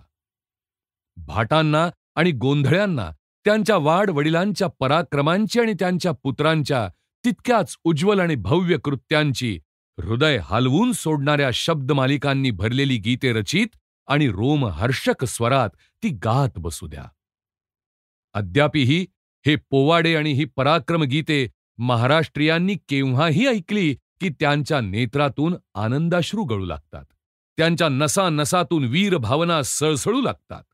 श्रवणोत्सुक जनसमूहापुढे चव्हाट्यावर खरड्याच्या युद्धाची कथा वर्णन करणारा नवा पोवाडा म्हटला जात असता त्याच्यातील तो प्रसंग पाहिलेला एखादा वृद्ध मराठा आपले नाव निघाले किंवा आपल्या पथकाच्या पराक्रमाचा प्रसंग गायला गेला की त्या खेडवळांच्या आणि नागरिकांच्या आश्चर्यचकित जनसमूहातून ताडकन ताठ उभा राहतो आणि हळूच आपल्या मिशांना पीळ भरू लागतो. आपल्या शेताच्या तुकड्याच्या धन्याला, महाराष्ट्राच्या शेतकऱ्याला संतुष्ट चित्ताने स्वैर लकेऱ्या घेत जोपर्यंत नाना पुण्याचा कारभार चालवित आहेत तोपर्यंत आपल्यावर कोणतेही संकट येणार नाही. आपल्या परिश्रमाचे फळ आपल्यापासून कोणी हिरावून घेऊन जाणार नाही, अशा विश्वासाने आपला नांगर हाकीत राहू द्या. जेथे सहस्त्रावधी भक्तांचे मेळे अर्पण करावयाच्या वस्तूंचे संभार घेऊन प्राप्त झाले आहेत आणि मोकळेपणाने आणि मन मानेल त्या प्रकाराने आराध्य देवतेवर पूजा चढवीत आहेत, अशा देव मंदिरांना अभिमानाने आपले अकुतोभय कळस उभवू द्या. यात्रेकरूंना, संन्याशांना, साधूंना आणि वेदांत्यांना हरिद्वारापासून रामेश्वरापर्यंत हिंदू धर्माची सर्वश्रेष्ठ नीतितत्वे घेऊन जात आणि सर्वत्र पसरवीत पवित्र भूमीतून प्रवास करता करता त्यांची लहर लागेल त्याप्रमाणे भजन करू द्या किंवा समाधी लावू द्या. जुन्या शास्त्रांना आणि विद्येला प्रोत्साहन देण्यासाठी ज्यांनी लक्षावधी रुपये दिले आहेत, अशा श्रीमंत संस्थानिकांच्या आणि धनवंतांच्या दानशूरतेमुळे ज्यांची योगक्षेमाची चिंता दूर झाली आहे, अशा त्रिखंड पंडितांना आणि ज्ञानमूर्तींना भरभराटलेल्या विहारातून आणि विद्यालयातून आपले अध्ययन करीत बसू द्या. आपल्या तरुण पत्नीस किंवा वृद्ध मातेला आपल्या जलावरील किंवा स्थलावरील पराक्रमाच्या गोष्टी सांगत आणि त्यांच्या प्रत्यंतरासाठी शत्रूंच्या रणनौकातून किंवा सेना निवासातून जिंकून आणलेल्या लुटीतील आपल्या भागांचा सोन्याचा कंठा किंवा मोत्याचा हार त्यांना दाखवीत प्रत्येक नौसैनिकाला किंवा भूसैनिकाला आढ्यतेने फुलू द्या. राजधानी, नगरे, गावे सर्वच राष्ट्राला त्यांच्या पूर्वजांच्या पिढ्यानपिढ्यांच्या परिश्रमाने आणि स्वतःची पात्रता सिद्ध करून देऊन संपादन केलेल्या राष्ट्रीय ऐश्वर्याचे आणि स्वातंत्र्याचे सुख उपभोगीत बसू द्या. ह्या वैभवाच्या परमोच्च बिंदूवर कल्पनेला, जरी तिला माहीत आहे की ही परिस्थिती आजकालच असणार आहे आणि म्हणून जरी ह्या भव्य हिंदू साम्राज्याच्या दैवी लवकर येणाऱ्या आकस्मिक पतनाचे दृश्य अवलोकन करावयाला ती सिद्धही आहे, तरी त्या परमोच्च स्थानी रेंगाळत बसावेसे वाटते. म्हणून तरी जोपर्यंत तो काळ उलटून गेला नाही, तोपर्यंत तिला तेथे आनंद मानीत बसू द्या. तोपर्यंत महाराष्ट्राच्या आधुनिक इतिहासाच्या येथवर आम्ही अत्यंत संक्षेपाने काढलेल्या रूपरेखेचे, महाराष्ट्राच्या इतिहासाचे हा ज्या विस्तृत आणि उदात्त अशा अखिल हिंदुस्थानच्या इतिहासाचा एक अवयवीभूत आणि महत्त्वाचा विभाग आहे, त्या भारतीय इतिहासाशी त्याचा परस्पर संबंध काय आहे, त्याच्या कोणत्या विशिष्ट स्थानात हा बसतो आणि त्याच्यात ह्याची योग्यता किती मोठी आहे, ह्या दृष्टीने आपण निरीक्षण करू. प्रथम खंड संपूर्ण.